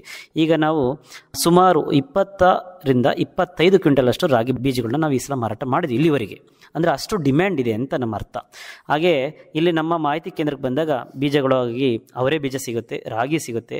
ಇತ್ತೀಚಿನ ದಿನಗಳಲ್ಲಿ ಬಿಳಿ ರಾಗಿ ತುಂಬ ಡಿಮ್ಯಾಂಡ್ ಇದೆ. KMR 340 ಅಂತ ಹೇಳ್ತೀವಿ, ಬಿಳಿ ರಾಗಿ ತುಂಬ ಡಿಮ್ಯಾಂಡ್ ಇದೆ. ಆ ಥರದ ತಳಿಗಳು ಸಹ ಇದೆ.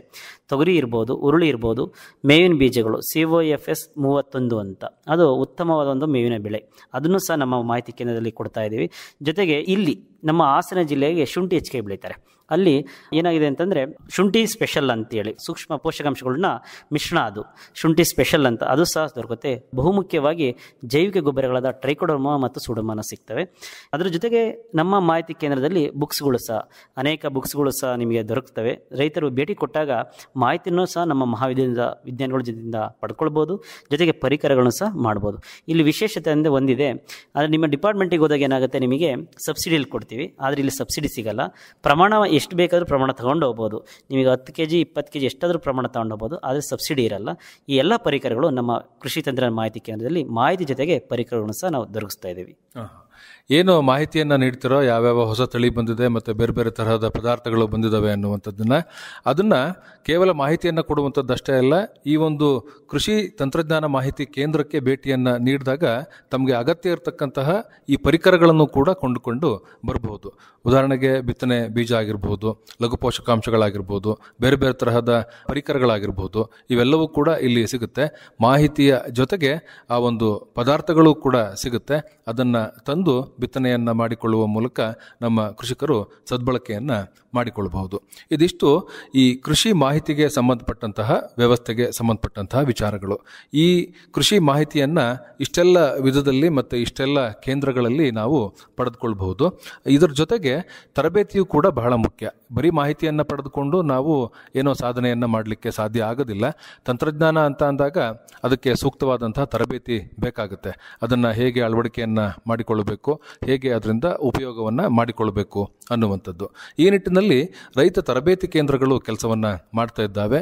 ಎಲ್ಲೆಲ್ಲಿ ರೈತ ತರಬೇತಿ ಕೇಂದ್ರಗಳು ಇದ್ದಾವೆ, ಯಾವ ಮಾದರಿಯ ತರಬೇತಿಯನ್ನು ನೀಡ್ತವೆ, ಎಷ್ಟು ದಿವಸಗಳ ತರಬೇತಿಯನ್ನು ನೀಡುತ್ತೆ, ಇದರಿಂದ ನಮ್ಮ ಕೃಷಿಕರಿಗೆ ಏನೆಲ್ಲ ಅನುಕೂಲ ಆಗುತ್ತೆ, ಇದ್ರ ಬಗ್ಗೆ ತಿಳಿಸ್ಕೊಡಿ. ರೈತರಿಗೆ ಮಾಹಿತಿ ಅದರ ಜೊತೆಗೆ ತರಬೇತಿ ಅನ್ನೋದು ಬಹಳ ಮುಖ್ಯ ಆಗಿರುತ್ತೆ. ನೀವೇನಾದರೂ ಒಂದು ತಂತ್ರಜ್ಞಾನ ಅಳವಡಿಸ್ಕೊಬೇಕು ಅಂದರೆ ಫಸ್ಟು ನಿಮಗೆ ಮಾಹಿತಿ ಇರಬೇಕು, ಮತ್ತು ಅದನ್ನ ಹೇಗೆ ಅಳವಡಿಸ್ಕೊಳ್ಬೇಕು ಅಂತೇಳಿ ತರಬೇತಿ ಇರಬೇಕು. ಅದು ಮಾಡಿದರೆ ಮಾತ್ರ ನಿಮಗೇನಾಗುತ್ತೆ, ಅಧಿಕ ಇಳುವರಿ ಮತ್ತು ಅಧಿಕ ಆದಾಯ ಗಳಿಸ್ಬೋದು. ನಮ್ಮ ವಿಶ್ವವಿದ್ಯಾಲಯದ ಮಟ್ಟದಲ್ಲಿ ರೈತ ತರಬೇತಿ ಕೇಂದ್ರ ಅಂತೇಳಿ ಬೆಂಗಳೂರಿನ ಜಿಕೆವಿಕೆಯಲ್ಲಿದೆ. ಅದು 1 ರಿಂದ 1 ವಾರದವರೆಗೆ ಇರ್ಬೋದು. ನಿಮಗೆ ಅದು ಒಂದು ಪಠ್ಯಕ್ರಮ ಇರುತ್ತೆ, ತಂತ್ರಜ್ಞಾನ ಇರುತ್ತೆ, ಅದ್ರ ಮೇಲೆ ಡಿಪೆಂಡ್ ಆಗಿರುತ್ತೆ. 1 ದಿನ ಇರುತ್ತವೆ, 2 ದಿನ ಇರುತ್ತೆ, ಮತ್ತು 1 ವಾರದ ತರಬೇತಿ ಕಾರ್ಯಕ್ರಮಗಳು ಸಹ ನಮ್ಮ ರೈತ ತರಬೇತಿ ಕೇಂದ್ರದಲ್ಲಿ ನಾವು ಮಾಡ್ತಾ ಇರ್ತೀವಿ. ವಿಶ್ವವಿದ್ಯಾಲಯ ಮಟ್ಟದಲ್ಲಿ ಆಗ್ತಾ ಇರುತ್ತೆ. ಜೊತೆಗೆ ನಮ್ಮ ಕೃಷಿ ಇಲಾಖೆ, ತೋಟಗಾರಿಕೆ ಇಲಾಖೆಯಲ್ಲೂ ಸಹ ಜಿಲ್ಲಾ ಮಟ್ಟದಲ್ಲಿ ತರಬೇತಿ ಕೇಂದ್ರಗಳು ಇರ್ತವೆ. ಅವು ಸಹ ರೈತ ಸಮುದಾಯಕ್ಕೆ ವಿವಿಧ ರೀತಿಯಲ್ಲಿ ತರಬೇತಿ ಕಾರ್ಯಕ್ರಮವನ್ನು ಮಾಡ್ತಾ ಇದ್ದಾವೆ.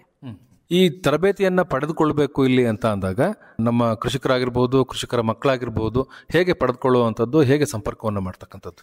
ನಾನು ಕೊನೆಯಲ್ಲಿ ಒಂದು ನಂಬರ್ ಕೊಡ್ತೀನಿ. ರೈತ ತರಬೇತಿ ಕೇಂದ್ರ ಬೆಂಗಳೂರಲ್ಲಿ ಫಾರ್ಮರ್ಸ್ ಟ್ರೈನಿಂಗ್ ಇನ್ಸ್ಟಿಟ್ಯೂಟ್ ಅಂತ ಡಾಕ್ಟರ್ ನಾರಾಯಣ ಸ್ವಾಮಿ ಸರ್ ಅವರು ಅದನ್ನು ಎಡ್ ಮಾಡ್ತಾ ಇದ್ದಾರೆ. ಅವರ ಒಂದು ದೂರವಾಣಿ ಸಂಖ್ಯೆನೂ ಸಹ ಕೊಡ್ತೀನಿ. ಅವರು ಸಹ ನಿಮಗೆ ತರಬೇತಿ ಕೊಡ್ತಾರೆ. ಜೊತೆಗೆ ತರಬೇತಿ ಅಂತ ತಕ್ಷಣ ರೈತ ತರಬೇತಿ ಕೇಂದ್ರ ಬೆಂಗಳೂರಿಗೆ ಹೋಗ್ಬೇಕಂತೇನಿಲ್ಲ. ನಿಮ್ಮ ಹತ್ತಿರದಲ್ಲಿರುವಂಥ ಜಿಲ್ಲಾ ಮಟ್ಟದಲ್ಲಿ ನಾನು ಮೊದಲೇ ಹೇಳಿದಂಥ ಕೃಷಿ ವಿಜ್ಞಾನ ಕೇಂದ್ರಗಳು ಸಹ ಅವು ಸಹ 1 ರಿಂದ 10 ದಿನ. ಒಂದು ವಿಷಯ ಅಂತಂದರೆ, ಈಗ ಅಣಬೆ ಬೇಸಾಯ ಅಂತಂದರೆ ಮಿನಿಮಮ್ ನಿಮಗೆ 2 ದಿನ ಬೇಕಾಗುತ್ತೆ. ಅದೇ ರೀತಿ ತಂತ್ರಜ್ಞಾನ ಮೇಲೆ ಅವರು 2 ರಿಂದ 1 ವಾರದ ಟ್ರೈನಿಂಗ್ ಕೊಡ್ತಾ ಇರ್ತಾರೆ. ಜಿಲ್ಲಾ ಮಟ್ಟದ ಕೃಷಿ ವಿಜ್ಞಾನ ಕೇಂದ್ರಗಳನ್ನು ನೀವು ಕಾಂಟ್ಯಾಕ್ಟ್ ಮಾಡಿದರೆ ನಿಮಗೆ ತರಬೇತಿ ಕೊಡ್ತಾರೆ. ಜೊತೆಗೆ ನಮ್ಮ ವಿಶ್ವವಿದ್ಯಾಲಯ ಮಟ್ಟದಲ್ಲಿ ನಾನು ಆಗಲೇ ಹೇಳ್ದಂಗೆ ಅವ್ರನ್ನೂ ಸಹ ಕಾಂಟ್ಯಾಕ್ಟ್ ಮಾಡಿದ್ರೆ ನಿಮಗೆ ತರಬೇತಿಗಳನ್ನ ಸಹ ಕೊಡ್ತಾ ಇರ್ತಾರೆ. ನಮಗೆ ಇಂಥದ್ದೇ ತರಬೇತಿ ಬೇಕು ಅಂತ ಹೇಳಿ ಬೇಡಿಕೆ ಸಲ್ಲಿಸಬಹುದಾ? ಹೌದು ಸರ್, ಒಂದು ವಿಚಾರ ಬರುತ್ತೆ.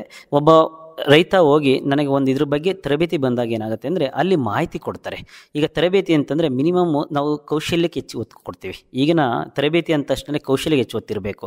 ಮಾಹಿತಿನ ಕೊಟ್ಟಾಗ ಮರ್ತೋಗ್ಬಿಡುತ್ತೆ ಮನೆಗೆ ವಾಪಸ್ ಹೋದ ತಕ್ಷಣ. ಅದನ್ನು ಅವ್ರಿಗೊಂದು ತರಬೇತಿ ಕೊಟ್ಟಾಗ, ಕೌಶಲ್ಯಾಭಿವೃದ್ಧಿ ತರಬೇತಿ, ಸ್ಕಿಲ್ ಡೆವಲಪ್ಮೆಂಟ್ ಅಂತ ಹೇಳ್ತೀವಿ, ತರಬೇತಿ ಕೊಟ್ಟಾಗ ಏನಾಗುತ್ತೆ, ಬಹಳ ಮುಖ್ಯವಾಗಿ ಅದನ್ನು ಅಳವಡಿಸ್ಕೊಳ್ತಾರೆ. ಆ ನಿಟ್ಟಿನಲ್ಲಿ ಮಿನಿಮಮ್ ಒಂದು 20 ಜನ ರೈತರನ್ನ ಕೇಳ್ತಾರೆ. ಕೃಷಿ ವಿಜ್ಞಾನ ಕೇಂದ್ರ ಇರ್ಬೋದು ಅಥವಾ ರೈತ ತರಬೇತಿ ಕೇಂದ್ರ ಇರ್ಬೋದು. ಇಲ್ಲ ನಾನು ಒಬ್ಬಗೆ ಮಾಹಿತಿ ಬೇಕು ಅಂದರೆ ಅವರು ಏನು ಮಾಡ್ತಾರೆ, ಎಕ್ಸಾಂಪಲ್ ನಾನು ಹೇಳ್ತೀನಿ, ಅಣಬೆ ಬೇಸಾಯ ಆ ಥರ ಇದ್ದಾಗ ಏನಾಗ್ತಾರೆ, ಮಾಹಿತಿ ಹೇಗೆ ಮಾಡಬೇಕಂತ ಮಾಹಿತಿ ಕೊಡ್ತಾರೆ. ಮತ್ತು ಸಕ್ಸಸ್ಫುಲ್ಲಾಗಿ ಒಬ್ಬರು ಅಣಬೆ ಬೇಸಾಯ ಮಾಡ್ತಿದ್ದಾಗ ಕಾಂಟ್ಯಾಕ್ಟ್ ಮಾಡಿಸ್ತಾರೆ. ನೀವು ಅವ್ರ ಹತ್ರ ಹೋದಾಗ ಫುಲ್ ಮಾಹಿತಿನ ಅವ್ರ ಜೊತೆ ಗೂಡಿ ತೊಗೊಳ್ಬೋದು.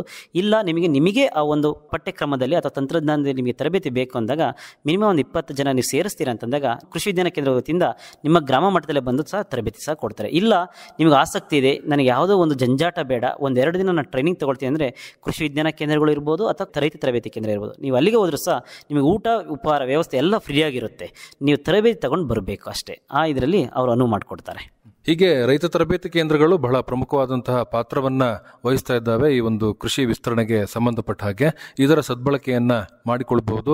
ಹೊಸ ಹೊಸ ತಂತ್ರಜ್ಞಾನಗಳು ಏನು ಬರುತ್ತೋ ಅದು, ಮತ್ತೆ ಸುಧಾರಿತ ಬೇಸಾಯ ಕ್ರಮಗಳು, ಸುಧಾರಿತ ತಳಿಗಳು, ಇದ್ರ ಬಗ್ಗೆ ಎಲ್ಲ ತರಬೇತಿಯನ್ನ ಪಡೆದುಕೊಂಡು ಕೃಷಿಕರು ಕೃಷಿಯನ್ನ ಮುನ್ನಡೆಸ್ತಕ್ಕಂಥದ್ದು ಹೆಚ್ಚು ಲಾಭದಾಯಕವಾಗಿ ಪರಿಣಮಿಸುತ್ತೆ. ಇನ್ನು ವಿಶ್ವವಿದ್ಯಾನಿಲಯದ ವ್ಯಾಪ್ತಿಯಲ್ಲಿ ಸಿಬ್ಬಂದಿ ತರಬೇತಿ ಕೇಂದ್ರಗಳು ಕೂಡ ಸಾಕಷ್ಟು ಇದ್ದಾವೆ. ಎಲ್ಲೆಲ್ಲಿ ಇದ್ದಾವೆ? ಈ ಸಿಬ್ಬಂದಿ ತರಬೇತಿ ಕೇಂದ್ರದಿಂದ ನಮ್ಮ ಕೃಷಿಕರಿಗೆ ಹೇಗೆ ಅನುಕೂಲ ಆಗುತ್ತೆ, ಇದ್ರ ಬಗ್ಗೆ ಮಾಹಿತಿಯನ್ನು ಮಾಡಿಕೊಡಿ. ನಾನು ಇಲ್ಲಿವರೆಗೆ ಹೇಳ್ದಂಗೆ ರೈತ ಸಮುದಾಯಕ್ಕೆ ಡೈರೆಕ್ಟ್ ಆಗಿ ತರಬೇತಿ ಕಾರ್ಯಕ್ರಮ ಕೊಡುವುದು ಅಥವಾ ಮಾಹಿತಿ ಕೊಡೋದ್ರ ಬಗ್ಗೆ ಮಾತಾಡಿದೆ. ಸಿಬ್ಬಂದಿ ತರಬೇತಿ ಕೇಂದ್ರಗಳು ಏನು ಮಾಡ್ತವೆ ಅಂದರೆ, ನಮ್ಮ ಈ ಕೇಂದ್ರಗಳಲ್ಲಿ ಕೃಷಿ ವಿಜ್ಞಾನ ಕೇಂದ್ರಗಳು, ಕೃಷಿ ಇಲಾಖೆ ಇರುವಂಥ ಸಿಬ್ಬಂದಿಗಳು, ಕೃಷಿ ಮಹಾವಿದ್ಯಾಲಯ ಇರುವಂಥ ಸಿಬ್ಬಂದಿಗಳಿಗೆ ತರಬೇತಿ ಕೊಡ್ತೀವಿ. ಯಾಕೆ ಅಂತಂದರೆ ಒಂದೊಂದು ವರ್ಷಕ್ಕೆ ಹೊಸ ಹೊಸ ತಂತ್ರಜ್ಞಾನಗಳು ಬರ್ತವೆ. ನಾವು ಹಳೆ ತಂತ್ರಜ್ಞಾನಗಳು ನಿಮಗೆ ಹೇಳಬಾರ್ದು. ಆ ನಿಟ್ಟಿನಲ್ಲಿ ರೈತ ಸಮುದಾಯಕ್ಕೆ ಒಂದು ಹೊಸ ತಂತ್ರಜ್ಞಾನ ಪ್ರಸರಣ ಮಾಡಬೇಕು ಅಂದರೆ ನಾವು ಹೇಳುವಂಥ ಒಂದು ವಿಜ್ಞಾನಿಗಳು ಅವಾಗ ಅಪ್ಡೇಟ್ ಆಗ್ತಾ ಇರಬೇಕು. ಆ ನಿಟ್ಟಿನಲ್ಲಿ ಈ ಸಿಬ್ಬಂದಿ ತರಬೇತಿ ಕೇಂದ್ರಗಳು ನಿರ್ವಹಿಸ್ತವೆ. ನಮ್ಮ ವಿಶ್ವವಿದ್ಯಾಲಯ ಮಟ್ಟದಲ್ಲಿ GK ವೀಕ್ಲಿ ಇದೆ. ಇವೆಲ್ಲ ಒಂದು ಸಿಬ್ಬಂದಿ ತರಬೇತಿ ಕೇಂದ್ರಗಳು ವಿಶ್ವವಿದ್ಯಾಲಯ ಮಟ್ಟದಲ್ಲಿ ಇರ್ತವೆ. ಅವೇನು ಮಾಡ್ತೇವೆ ಅಂದರೆ, ಆ ಎಂಪ್ಲಾಯೀಸ್ ಅಂತ ಅಥವಾ ವರ್ಕರ್ಸ್ ಇರ್ತೀವಲ್ಲ, ನಾವು ಎಕ್ಸ್ಟೆನ್ಷನ್ ಫ್ಯಾಕಲ್ಟಿ ಅಂತ ನಾವು ಹೇಳ್ತೀವಿ, ವಿಸ್ತರಣೆ ಮತ್ತು ತಂತ್ರಜ್ಞಾನ ವಿಸ್ತರಣೆ ಮಾಡುವಂಥವ್ರು. ನಮಗೆಲ್ಲರಿಗೂ ಏನು ಮಾಡ್ತಾರೆ, ವಿಶ್ವವಿದ್ಯಾಲಯ ಮಟ್ಟದಲ್ಲಿ ತರಬೇತಿ ಕೊಡ್ತಾರೆ. ನಾವು ಅದನ್ನು ಹೊಸ ತಂತ್ರಜ್ಞಾನ ಅಪ್ಡೇಟ್ ಆಗಿರುವಂಥ ತಂತ್ರಜ್ಞಾನ ತರಬೇತಿ ತೊಗೊಂಡು ರೈತ ಸಮುದಾಯಕ್ಕೆ ಮತ್ತೆ ತರಬೇತಿ ಕೊಡ್ತೀವಿ ಅಥವಾ ಪ್ರಸರಣೆಯಲ್ಲಿ ಭಾಗವಾಗಿ ಕಾರ್ಯನಿರ್ವಹಿಸ್ತೀವಿ. ಹೀಗೆ ಇವತ್ತು ಕೆಲಸವನ್ನ ಮಾಡ್ತಾ ಇರತಕ್ಕಂತಹ ಕೃಷಿ ಇಲಾಖೆ ಇರಬಹುದು, ಮತ್ತೆ ತೋಟಗಾರಿಕೆ ಇಲಾಖೆ ಇರಬಹುದು, ಇಲ್ಲಿ ಕರ್ತವ್ಯವನ್ನ ನಿರ್ವಹಿಸ್ತಾ ಇರತಕ್ಕಂಥ ಅನೇಕ ಅಧಿಕಾರಿಗಳಿದ್ದಾರೆ. ಅವ್ರಿಗೂ ಕೂಡ ಹೊಸ ಹೊಸ ತಂತ್ರಜ್ಞಾನದ ಅರಿವನ್ನ ಮೂಡಿಸುವ ಮೂಲಕ ಅದನ್ನ ನಮ್ಮ ಕೃಷಿಕರ ಮನೆ ಬಾಗಿಲಿಗೆ ತಲುಪತಕ್ಕಂಥ ಕೆಲಸವನ್ನ ಈ ಸಿಬ್ಬಂದಿ ತರಬೇತಿ ಕೇಂದ್ರಗಳು ಬಹಳ ಗಂಭೀರವಾಗಿ ಮತ್ತೆ ಪರಿಣಾಮಕಾರಿಯಾಗಿ ಮಾಡ್ತಾ ಇದೆ ಅನ್ನುವಂಥದ್ದು. ಮತ್ತೊಂದು ದೇಸಿ ತರಬೇತಿ ಅನ್ನುವಂಥದ್ದಿದೆ. ಇದು ನೇರವಾಗಿ ನಮ್ಮ ಕೃಷಿಕರಿಗೆ ತರಬೇತಿಯನ್ನು ನೀಡದೇ ಇದ್ರೂ ಕೂಡ ಗೊಬ್ಬರ ಅಥವಾ ಕೀಟನಾಶಕಗಳನ್ನು ಮಾರಾಟ ಮಾಡ್ತಕ್ಕಂತಹ ವರ್ತಕರು ಇರ್ತಾರೋ ಅವರಿಗೆ ತರಬೇತಿಯನ್ನು ನೀಡುವ ಮೂಲಕ ಪರೋಕ್ಷವಾಗಿ ನಮ್ಮ ಕೃಷಿಕರಿಗೆ ಒಂದಷ್ಟು ಕೃಷಿಯ ಮಾಹಿತಿಯನ್ನು ವಿತರಿಸ್ತಕ್ಕಂಥ ಕೆಲಸವನ್ನ ಮಾಡ್ತಾ ಇದೆ. ಇದು ಯಾವಾಗಿನಿಂದ ಪ್ರಾರಂಭ ಆಯಿತು, ಹೇಗೆ ಮಾಡ್ತಾ ಇದೆ, ಇದರಿಂದ ನಮ್ಮ ಕೃಷಿಕರು ಹೇಗೆ ಅನುಕೂಲವನ್ನ ಮಾಡಿಕೊಳ್ಬಹುದು, ಇದ್ರ ಬಗ್ಗೆ ತಿಳಿಸ್ಕೊಡಿ. ದೇಸಿ ಬಂದು ರೈತ ಸಮುದಾಯಕ್ಕೆ ಪರಿಕರ ಮಾರಾಟ ಇರ್ತಾರಲ್ಲ, ಅವ್ರಿಗೆ ತರಬೇತಿ ಕೊಡ್ತೀವಿ ನಾವು. ಇದು ಸುಮಾರು 2013-14 ಸ್ಟಾರ್ಟ್ ಆಯಿತು. ಮ್ಯಾನೇಜ್ ಹೈದರಾಬಾದ್ ಸಂಸ್ಥೆ ಭಾರತ ಸರ್ಕಾರದ ಅಂಗವಾಗಿ ಅದನ್ನು ಸ್ಟಾರ್ಟ್ ಮಾಡಿದರು. ಬಹುಮುಖ್ಯವಾಗಿ ಏನು ಮಾಡುತ್ತೆ ಅಂತಂದರೆ, ಒಂದು ಸಂಶೋಧನೆ ಮಾಡಿದಾಗ ರೈತರು ತಮಗೆ ಜಮೀನಲ್ಲಿ ಸಮಸ್ಯೆ ಬಂದಾಗ, ಬೆಳೆಯಲ್ಲಿ ಸಮಸ್ಯೆ ಬಂದಾಗ ಯಾರ ಹತ್ರ ಹೋಗ್ತಾರೆ ಅಂತ ಸರ್ವೆ ಮಾಡಿದರು, ಒಂದು ರಿಸರ್ಚ್ ಮಾಡಿದರು. ಆವಾಗ ಪಡ್ಕೊಂಡಂಥ ಉತ್ತರ ಏನಂತಂದರೆ, ಕೃಷಿ ಇಲಾಖೆಗೆ ಹೋಗ್ತಾ ಇರಲಿಲ್ಲ, ತೋಟಗಾರಿಕೆ ಇಲಾಖೆಗೆ ಹೆಚ್ಚಿಗೆ ಜನ ಹೋಗ್ತಾ ಇರಲಿಲ್ಲ, ಅಥವಾ ವಿಶ್ವವಿದ್ಯಾನಿಲಯ ಅಥವಾ ಮಹಾವಿದ್ಯಾಲಯಕ್ಕೆ ಎಲ್ಲಿಗೂ ಭೇಟಿ ಕೊಡ್ತಾ ಇರಲಿಲ್ಲ. ಅತಿ ಹೆಚ್ಚಾಗಿ ಭೇಟಿ ಕೊಡ್ತಾ ಇದ್ದು ಈ ಪರಿಕರ ಮಾರಾಟ ಮಾಡುವಂಥ ಜನಗಳ ಹತ್ರ. ಆ ಶಾಪಿಗೆ ಇರ್ತಾರಲ್ಲ, ಬೀಜ ಮಾರಾಟಗಾರರು, ಔಷಧಿ ಮಾರಾಟಗಾರರು, ಗೊಬ್ಬರ ಮಾರಾಟಗಾರರು, ಇವರು ಪರಿಕರ ಮಾರಾಟಗಾರರು, ಅವ್ರ ಹತ್ರ ಹೋಗ್ತಾ ಇದ್ರು, ಹೆಚ್ಚಿಗೆ ಭೇಟಿ ನೀಡ್ತಾ ಇದ್ರು. ಅದನ್ನು ಮನಗಂಡಂಥ ಮ್ಯಾನೇಜ್ ಹೈದರಾಬಾದ್ ಏನು ಮಾಡ್ತು, ಭಾರತ ಸರ್ಕಾರ ಅಂಗಸಂಸ್ಥೆ, ಯಾಕೆ ನಾವು ಅವರಿಗೆ ಒಂದು ತರಬೇತಿ ಕೊಡಬಾರ್ದು? ಈಗ ಕೊಡ್ತಾ ಇರಬೇಕಾದ್ರೆ ಅವರು ಬೇರೆ ರೀತಿಯಲ್ಲಿ ಅವರ ಅನುಭವದಲ್ಲಿ ತಂತ್ರಜ್ಞಾನಗಳನ್ನ, ಪರಿಕರಗಳನ್ನ ಮಾರಾಟ ಮಾಡ್ತಾರೆ. ಆದರೆ ಆ ಒಂದು ರೈತ ಸಮುದಾಯಕ್ಕೆ ಅತಿ ಹೆಚ್ಚಾಗಿ ವೈಜ್ಞಾನಿಕ ಮಾಹಿತಿಯನ್ನು ಪ್ರಸರಣೆ ಮಾಡಬೇಕು ಅಂತೇಳಿ ಇಂಥ ಒಂದು ಪರಿಕರ ಮಾರಾಟ ಮಾಡುವಂಥ ಸಿಬ್ಬಂದಿಗಳಿಗೆ ತರಬೇತಿ ಕೊಡಬೇಕು ಅಂತೇಳಿ ಇದನ್ನು ದೇಸಿ ಕಾರ್ಯಕ್ರಮನ ಸ್ಟಾರ್ಟ್ ಮಾಡಿತು. ಇದರಲ್ಲಿ ನಮ್ಮ ಹಾಸನದಲ್ಲೇ ನಮ್ಮ ಮಹಾವಿದ್ಯಾಲಯದಲ್ಲೂ ಸಹ ನಾವು ಬ್ಯಾಚ್ ವೈಸ್ ಇರುತ್ತೆ. ಅದು 40 ಜನ ಒಂದು ಬ್ಯಾಚ್ ಇರುತ್ತೆ. ಅದು ಮಿನಿಮಮ್ ಅದಕ್ಕೆ ಸೇರಬೇಕು ಅಂತಂದರೆ SLC ಕ್ವಾಲಿಫಿಕೇಷನ್ ಆಗಿರಬೇಕು. ಮತ್ತು ನೀವು ಜಂಟಿ ಕೃಷಿ ನಿರ್ದೇಶಕರ ಕಚೇರಿ ಅಲ್ಲಿ ಭೇಟಿ ನೀಡಿ ನಿಮ್ಮ ಅಪ್ಲಿಕೇಶನನ್ನು ಸಬ್ಮಿಟ್ ಮಾಡಬೇಕು. ಮಿನಿಮಮ್ ಕ್ವಾಲಿಫಿಕೇಷನ್ ಬಂದು SLC. ಅವ್ರಿಗೆ ಏನು ಮಾಡ್ತೀವಿ ಅಂತಂದರೆ, ಒಂದು ಆ ಬ್ಯಾಚ್ 40 ಜನ ಬಂದಾಗ ಅವರಿಗೆ ಒಂದು ವರ್ಷದ ಕಾರ್ಯಕ್ರಮ ಇರುತ್ತೆ. ಇದು ವಾರಕ್ಕೆ 1 ದಿನ ಕ್ಲಾಸ್ ಇರುತ್ತೆ. ಟೋಟಲ್ ಆಗಿ 40 ದಿನ ತರಗತಿ ಕ್ಲಾಸ್ಗಳನ್ನ ಮಾಡ್ತೀವಿ. ಇಲ್ಲಿ ದಿನ 8 ನಾವು ಕ್ಷೇತ್ರ ಭೇಟಿಗಳು ಮಾಡಿಸ್ತೀವಿ. ಅದ್ರ ಜೊತೆಗೆ ಎಕ್ಸಾಮ್ಗಳಿರ್ತವೆ, ವೈವಾ ಇರುತ್ತೆ. ಹೇಗೆ ಸ್ಕೂಲ್ ಮಕ್ಕಳಿಗೆ ಎಜುಕೇಷನ್ ಕೊಡಬೇಕು, ಅವ್ರನ್ನ ಏನು ಎಂಪವರ್ಡ್ ಅಂತ ಹೇಳ್ತೀವಿ, ಅವ್ರನ್ನ ಎಂಪವರ್ಡ್ ಮಾಡಿ ಕಳಿಸ್ಬೇಕು, ತಾಂತ್ರಿಕವಾಗಿ ಎಂಪವರ್ಡ್ ಮಾಡಬೇಕು ಅಂತೇಳಿ ನಾವು ಅವನ್ನ ತರಬೇತಿ ಕೊಡ್ತೀವಿ. ಇದು 1 ವರ್ಷದ ಕಾರ್ಯಕ್ರಮ. ಇದು ನಮ್ಮ ಮಹಾವಿದ್ಯಾಲಯ ಇರ್ಬೋದು ಅಥವಾ ಕೃಷಿ ವಿಜ್ಞಾನ ಕೇಂದ್ರಗಳಿರ್ಬೋದು, ಬಯೋಫ್ಯೂಯಲ್ ಪಾರ್ಕ್ ಅಂತೇಳಿ ಜೈವಿಕ ಉದ್ಯಾನವನ ಮಡೆನೂರು ಇರ್ಬೋದು, ಇಂಥ ಸಂಸ್ಥೆಗಳು ಸಹ ನಾವು ತರಬೇತಿ ಕಾರ್ಯಕ್ರಮ ಮಾಡ್ತೀವಿ. ಇದು ದೇಸಿ ಬಂದು ನೇರವಾಗಿ ರೈತ ಸಮುದಾಯಕ್ಕಲ್ಲ, ರೈತ ಸಮುದಾಯಕ್ಕೆ ಸಹಾಯ ಮಾಡ್ತಿರುವಂಥ ಪರಿಕರ ಮಾರಾಟಗಾರನ್ನ ವೈಜ್ಞಾನಿಕವಾಗಿ ಎಂಪವರ್ಡ್ ಮಾಡಬೇಕು ಅಂತೇಳಿ ಇಂಥ ಒಂದು ತರಬೇತಿ ಕಾರ್ಯಕ್ರಮನ 1 ವರ್ಷದ ಕಾರ್ಯಕ್ರಮ ನಮ್ಮ ವಿಶ್ವವಿದ್ಯಾಲಯ ವತಿಯಿಂದ ಮಾಡ್ತಾ ಇದ್ದೀವಿ. ಇನ್ನು ಈ ಕೃಷಿಗೆ ಸಂಬಂಧಪಟ್ಟ ಹಾಗೆ, ಕೃಷಿಯ ವಿಜ್ಞಾನಕ್ಕೆ ಸಂಬಂಧಪಟ್ಟ ಹಾಗೆ ಆಳವಾದ ಜ್ಞಾನ ಬೇಕು ಅಂತ ಹೇಳಿದ್ರೆ, ಮತ್ತೆ ನೇರವಾಗಿ ಯಾರಿಗೆ BSc ಅಥವಾ MSc ಅನ್ನು ಓದಲಿಕ್ಕೆ ಸಾಧ್ಯ ಆಗೋದಿಲ್ವೋ ಅಂಥವ್ರಿಗೆ ದೂರಶಿಕ್ಷಣದ ವ್ಯವಸ್ಥೆಯನ್ನು ಕೂಡ ವಿಶ್ವವಿದ್ಯಾನಿಲಯ ಮಾಡಿದೆ. ದೂರಶಿಕ್ಷಣ ವ್ಯವಸ್ಥೆಯಲ್ಲಿ ಯಾವೆಲ್ಲ ಕೋರ್ಸ್ಗಳನ್ನು ಮಾಡಬಹುದು, ಅದರಿಂದ ಹೇಗೆ ಅನುಕೂಲಗಳನ್ನು ಕಲ್ಪಿಸಿಕೊಳ್ಬಹುದು? ಕೃಷಿ ವಿಶ್ವವಿದ್ಯಾಲಯ ಬೆಂಗಳೂರು ಅಡಿಯಿಂದ ದೂರ ಶಿಕ್ಷಣದ ಅಡಿಯಲ್ಲಿ ಒಂದು ಕೋರ್ಸ್ಗಳನ್ನ ನಾವು ಕೊಡ್ತಾ ಇದ್ದೀವಿ. ಅದೇನಾಗಿದೆ, ಸರ್ಟಿಫಿಕೇಟ್ ಕೋರ್ಸ್ ಮಾಡಬೇಕಂದ್ರೆ ಮಿನಿಮಮ್ ಆಗಿ 7th ಆಗಿರಬೇಕು, 7ನೇ ಕ್ಲಾಸಿಗೆ ಪಾಸ್ ಆಗಿರಬೇಕು. ಇಲ್ಲ ದೂರ ಶಿಕ್ಷಣದಲ್ಲಿ ಡಿಪ್ಲೊಮಾ ಕೋರ್ಸ್ ಕೊಡಬೇಕು ಅಂತಂತಂದರೆ ಅವರು ಮಿನಿಮಮ್ SLC ಕ್ವಾಲಿಫಿಕೇಷನ್ ಆಗಿರಬೇಕು. ಏನಾಗುತ್ತೆ ಅಂತಂದರೆ ಇದು 2 ಸೆಮಿಸ್ಟರ್ನ ಕೋರ್ಸ್ ಆಗಿರುತ್ತೆ. ಅಂದರೆ ದೂರ ಶಿಕ್ಷಣ ಅಂತಂದರೆ ನೀವು ಫಿಸಿಕಲ್ ಆಗಿ ಬಂದು ಅಟೆಂಡ್ ಆಗೋ ಪ್ರಮೇಯ ಇರಲ್ಲ. 2 ಸೆಮಿಸ್ಟರ್ ಇರುತ್ತೆ ಒಂದು ವರ್ಷಕ್ಕೆ. 1ನೇ ಸೆಮಿಸ್ಟ್ರಲ್ಲಿ 6 ದಿನ ತರಗತಿಗಳು ನಡೆಸ್ತೀವಿ. ದಿನ ಬಂದು ನೀವು ಅಲ್ಲಿ ತರಗತಿಗಳನ್ನ ಅಟೆಂಡ್ ಆಗಬೇಕು. ನಂತರ 1 ಮಂತ್ ಆದ ನಂತರ ನಿಮಗೇನು ಮಾಡ್ತೀವಿ, ಎಕ್ಸಾಮ್ ಕೊಡ್ತೀವಿ. ಅದೇ ರೀತಿ 2 ಸೆಮಿಸ್ಟರ್ ಇರ್ತವೆ. ಇದರಲ್ಲಿ ಏನು ಮಾಡ್ತೀವಿ ಅಂತಂದರೆ, ಒಂದು ನಮ್ಮ ರೈತ ಸಮುದಾಯಕ್ಕೆ, ಅದರಲ್ಲೂ ಯುವ ಜನತೆಗೆ, ಮತ್ತು ಏಜ್ ಲಿಮಿಟ್ ಇಲ್ಲ. ಇದರಲ್ಲಿ ಏಜ್ ಲಿಮಿಟ್ ಇಲ್ಲ. ಯಾರಾದರೂ ಬಂದು ಈ ದೂರ ಶಿಕ್ಷಣದಲ್ಲಿ ನನಗೆ ಕೃಷಿಯಲ್ಲಿ ಆಸಕ್ತಿ ಇದೆ ಅಂತಂದಾಗ BSc ಸೇರಿರಲ್ಲ, ವೆಟರ್ನರಿ ಸೇರಿರಲ್ಲ, ಆದರೆ ಅವರಿಗೆ ಕೃಷಿಯಲ್ಲಿ ಆಸಕ್ತಿ ಇರುತ್ತೆ. ಅವರು ಈ ಒಂದು ದೂರ ಶಿಕ್ಷಣದಡಿಯಲ್ಲಿ ಕೋರ್ಸ್ಗಳನ್ನ ಮಾಡ್ಬೋದು. ಇದೇನಾಗುತ್ತೆ ಅಂದರೆ ಜ್ಞಾನಾರ್ಜನೆಗೆ, ವೈಜ್ಞಾನಿಕವಾಗಿ ತಂತ್ರಜ್ಞಾನಗಳ ಜ್ಞಾನಾರ್ಜನೆ ಪಡ್ಕೊಳ್ಳೋಕ್ಕೂ ಸಹ ಸಹಾಯ ಮಾಡ್ತದೆ. ಹೀಗೆ ದೂರ ಶಿಕ್ಷಣವನ್ನು ಮಾಡಿಕೊಳ್ಳುವ ಮೂಲಕವೂ ಕೂಡ ಕೃಷಿಗೆ ಸಂಬಂಧಪಟ್ಟಂತಹ ಒಂದಷ್ಟು ಜ್ಞಾನವನ್ನು ಪಡೆಯಲಿಕ್ಕೆ ಸಾಧ್ಯ ಇದೆ. ಇದು ಮೂಲಭೂತ ಜ್ಞಾನ ಅಂತ ಹೇಳಿ ನಾವೇನು ಕರಿತೀವೋ ಅದನ್ನು ನೀಡುತ್ತೆ. ಅದರ ಮೂಲಕ ಬೇರೆ ಬೇರೆ ತರಹದ ಸಾಧನೆಗಳನ್ನು ಮಾಡಲಿಕ್ಕೆ ಸಾಧ್ಯತೆ ಇರುತ್ತೆ. ಇನ್ನು ಕಡೆಯದಾಗಿ ವಿಶ್ವವಿದ್ಯಾನಿಲಯಗಳು ಆಯೋಜನೆಯನ್ನು ಮಾಡ್ತಕ್ಕಂತಹ ಕೃಷಿ ಮೇಳ, ಇದು ಕೂಡ ಸಾಕಷ್ಟು ಮಾಹಿತಿಯನ್ನು ನಮ್ಮ ಕೃಷಿಕರಿಗೆ ಒದಗಿಸುತ್ತೆ. ಕೇವಲ ಮಾಹಿತಿ ಅಷ್ಟೇ ಅಲ್ಲ, ಆ ಮಾಹಿತಿಗೆ ಸಂಬಂಧಪಟ್ಟಂತಹ ಪರಿಕರಗಳಾಗಿರ್ಬೋದು, ಯಂತ್ರಗಳಾಗಿರ್ಬೋದು, ಈ ಥರದನ್ನು ಕೂಡ ನೋಡಲಿಕ್ಕೆ ಅವಕಾಶ ಇರುತ್ತೆ. ಸಾಮಾನ್ಯವಾಗಿ ಕೃಷಿ ಮೇಳವನ್ನು ಯಾವಾಗ ಆಯೋಜನೆಯನ್ನು ಮಾಡಲಾಗುತ್ತೆ, ಇದನ್ನು ಹೇಗೆ ನಮ್ಮ ಕೃಷಿಕರು ಉಪಯೋಗವನ್ನು ಮಾಡಿಕೊಳ್ಬಹುದು? ಕೃಷಿ ಮೇಳ ಅನ್ನೋದು ಒಂದು ದೊಡ್ಡ ಮಟ್ಟದ ಜಾತ್ರೆ. ರೈತ ಸಮುದಾಯಕ್ಕೆ ಕೃಷಿ ತಂತ್ರಜ್ಞಾನ ಪ್ರಸಾರ ಮಾಡಲು ಒಂದು ದೊಡ್ಡ ಮಟ್ಟದ ಜಾತ್ರೆ. ನಮ್ಮ ಕೃಷಿ ವಿಶ್ವವಿದ್ಯಾಲಯ ಬೆಂಗಳೂರು ಅಡಿಯಲ್ಲಿ ನವೆಂಬರ್ ತಿಂಗಳಲ್ಲಿ ಕೃಷಿ ಮೇಳನ ಆಯೋಜನೆ ಮಾಡ್ತಾರೆ. ಆದರೆ ಮಿನಿಮಮ್ಮು ಒಂದು 300ರಿಂದ 350 ಸ್ಟಾಲ್ಗಳಿರ್ತವೆ. ವೈಜ್ಞಾನಿಕವಾಗಿ ತಂತ್ರಜ್ಞಾನಗಳನ್ನು ಇಟ್ಟುವಂಥ ಸ್ಟಾಲ್ಗಳಿರ್ತವೆ. ಅನೇಕ ಕೃಷಿಗೆ ಸಂಬಂಧಪಟ್ಟಂತೆ ತೋಟಗಾರಿಕೆ ನರ್ಸರಿಗಳು ಇರ್ಬೋದು, ಅಥವಾ ಮೆಷಿನರಿ ಅಂತ ಹೇಳಿ ಯಂತ್ರೋಪಕರಣಗಳು, ಇವನ್ನೆಲ್ಲ ಇಟ್ಕೊಂಡು ಅದು ಮಿನಿಮಮ್ ಒಂದು 4 ದಿನ ಒಂದು ಕೃಷಿ ಮೇಳ ನಡೆಯುತ್ತೆ. ಸುಮಾರು 15ರಿಂದ 20 ಲಕ್ಷ ರೈತ ಬಾಂಧವರು ಮತ್ತು ಅನೇಕ ಜನರುಗಳನ್ನ ಆಕರ್ಷಣೆ ಮಾಡ್ತವೆ. ಇದರಲ್ಲಿ ಏನು ಬಹುಮುಖ್ಯವಾಗಿ ತಂತ್ರಜ್ಞಾನಗಳು ಸಿಗ್ತವೆ, ಮಾಹಿತಿ ಸಿಗುತ್ತೆ, ಮತ್ತು ಪರಿಕರಗಳನ್ನು ನೀವು ಪರ್ಚೇಸ್ ಮಾಡ್ಬೋದು. ಪರ್ಚೇಸ್ ಮಾಡಿ ಒಂದೇ ಒಂದು ನಿಗದಿತ ಸಮಯದಲ್ಲಿ ಮತ್ತು ನಿಗದಿತ ಪ್ಲೇಸ್ನಲ್ಲಿ ನಿಮಗೆ ಎಲ್ಲ ಸಿಗುತ್ತೆ, ಮಾಹಿತಿ ಮತ್ತು ತಂತ್ರಜ್ಞಾನಗಳು. ಸುಮಾರು ನವೆಂಬರ್ ತಿಂಗಳು ನಡೆಯುತ್ತದೆ. ಜೊತೆಗೆ ನಮ್ಮ ಮಂಡ್ಯ ವಿಶ್ವವಿದ್ಯಾಲಯ ಮಂಡ್ಯದಲ್ಲೂ ಸಹ ನವೆಂಬರ್-ಡಿಸೆಂಬರ್ ತಿಂಗಳಲ್ಲಿ ನಾವು ಕೃಷಿ ಮೇಳನ ಆಯೋಜನೆ ಮಾಡ್ತೀವಿ. ಅಲ್ಲೂ ಸಹ ಅನೇಕ ರೈತ ಬಾಂಧವರು ಭಾಗವಹಿಸ್ಬೋದು, ಮಾಹಿತಿನ ಪಡ್ಕೊಬೋದು. ಅದಕ್ಕೆ ಹೆಚ್ಚಿನ ಮಾಹಿತಿ ಬೇಕು ಅಂದರೆ ನಾವು ಅವಾಗ ಒಂದು ಪ್ರಸಾರಣೆ ಮಾಡ್ತಾ ಇರ್ತೀವಿ, ಮಾಹಿತಿಗಳನ್ನ ಕೊಡ್ತಾ ಇರ್ತೀವಿ. ಜೊತೆಗೆ ನಿಮ್ಮ ಕೃಷಿ ಇಲಾಖೆಗಳನ್ನ ಕೇಳಿದ್ರು ಸಹ ಅದ್ರ ಬಗ್ಗೆ ಮಾಹಿತಿ ಕೊಡ್ತಾರೆ. ರೈತ ಸಮುದಾಯರು ಸಹ ಆ ಒಂದು ಸದುಪಯೋಗನ ಪಡ್ಕೊಬೋದು. ಹೀಗೆ ಕೃಷಿ ಮೇಳಗಳಿಗೆ ಭಾಗವಹಿಸುವ ಮೂಲಕವೂ ಕೂಡ ನಾವು ಸಾಕಷ್ಟು ಮಾಹಿತಿಯನ್ನು ಪಡೆದುಕೊಂಡು ನಮ್ಮ ಅಭಿವೃದ್ಧಿಗೆ ಒಂದಷ್ಟು ಅನುಕೂಲವನ್ನು ಮಾಡಿಕೊಳ್ಬಹುದು. ಇದಿಷ್ಟು ಕೃಷಿ ಸಂಬಂಧಿತ ಸೂಕ್ತ ಮಾಹಿತಿಗಳ ಬಳಕೆಗೆ ಸಂಬಂಧಪಟ್ಟಂತಹ ವಿಚಾರಗಳು. ತಾವಾಗಲೇ ಹೇಳಿದ್ರಿ, ಈ ರೈತ ತರಬೇತಿ ಕೇಂದ್ರ ಬಹಳ ಪ್ರಮುಖವಾದಂತಹ ಪಾತ್ರವನ್ನು ವಹಿಸುತ್ತೆ ಅಂತ ಹೇಳಿ, ಅಲ್ಲಿಯ ಸಂಪರ್ಕ ಸಂಖ್ಯೆಯನ್ನು ಕೂಡ ನೀಡುವುದಾಗಿ ಹೇಳಿದ್ರಿ. ನಮ್ಮ ಬೆಂಗಳೂರಿನಲ್ಲಿರ್ತಕ್ಕಂಥ ರೈತ ತರಬೇತಿ ಕೇಂದ್ರದ ಸಂಪರ್ಕ ಸಂಖ್ಯೆಯನ್ನು ನೀಡಿ. ಅಲ್ಲಿನ ಮುಖ್ಯಸ್ಥರು ಡಾಕ್ಟರ್ ನಾರಾಯಣ ಸ್ವಾಮಿ ಅಂತೇಳಿ 9448308678. ಸಂಪರ್ಕ ಸಂಖ್ಯೆಯನ್ನು ಮತ್ತೊಮ್ಮೆ ಹೇಳಿ. 9448308678. ಇನ್ನು ಈ ಕೃಷಿ ಸಂಬಂಧಿತ ಸೂಕ್ತ ಮಾಹಿತಿಗಳ ಬಳಕೆಗೆ ಸಂಬಂಧಪಟ್ಟ ಹಾಗೆ ಹೆಚ್ಚಿನ ಮಾಹಿತಿ ಬೇಕು ಅಂತ ಹೇಳಿದರೆ ತಮ್ಮ ಸಂಖ್ಯೆ, ಡಾಕ್ಟರ್ MH ಶಂಕರ್ ಅವರ ಸಂಖ್ಯೆ ದಯಮಾಡಿ ನೀಡಿ. 9945194872. ಸಂಪರ್ಕ ಸಂಖ್ಯೆಯನ್ನು ಮತ್ತೊಮ್ಮೆ ಹೇಳಿ. 9945194872. ಒಳ್ಳೆಯದು ಡಾಕ್ಟರ್ ಶಂಕರ್ ಅವರೇ, ಇವತ್ತಿನ ಕಾರ್ಯಕ್ರಮದಲ್ಲಿ ಕೃಷಿ ಸಂಬಂಧಿತ ಸೂಕ್ತ ಮಾಹಿತಿಗಳ ಬಳಕೆ ಈ ವಿಷಯಕ್ಕೆ ಸಂಬಂಧಪಟ್ಟ ಹಾಗೆ ವಿವರವಾದಂತಹ ಮಾಹಿತಿಯನ್ನು ನಮ್ಮ ಕೇಳುಗರಿಗೆ ತಾವು ಮಾಡಿಕೊಟ್ರಿ. ತಮಗೆ ಧನ್ಯವಾದಗಳು. ನಮಸ್ಕಾರ. ಧನ್ಯವಾದಗಳು ಸರ್.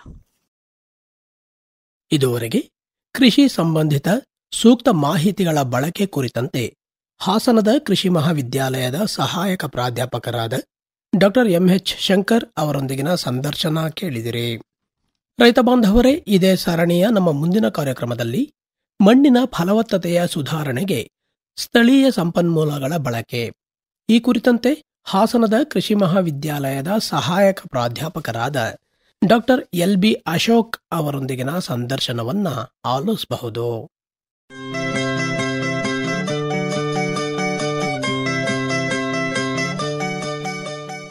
ಇದುವರೆಗೆ ಪ್ರಸ್ತುತ ಕೃಷಿ ಚಟುವಟಿಕೆಗಳ ಕುರಿತ ಕಾರ್ಯಕ್ರಮ ಹಸಿರು ಸಿರಿ ಮೂಡಿಬಂತು.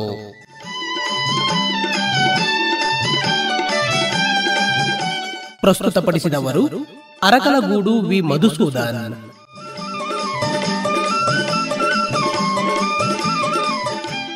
ಸಹಕಾರ ಗೋರಾ ರವಿಶಂಕರ್.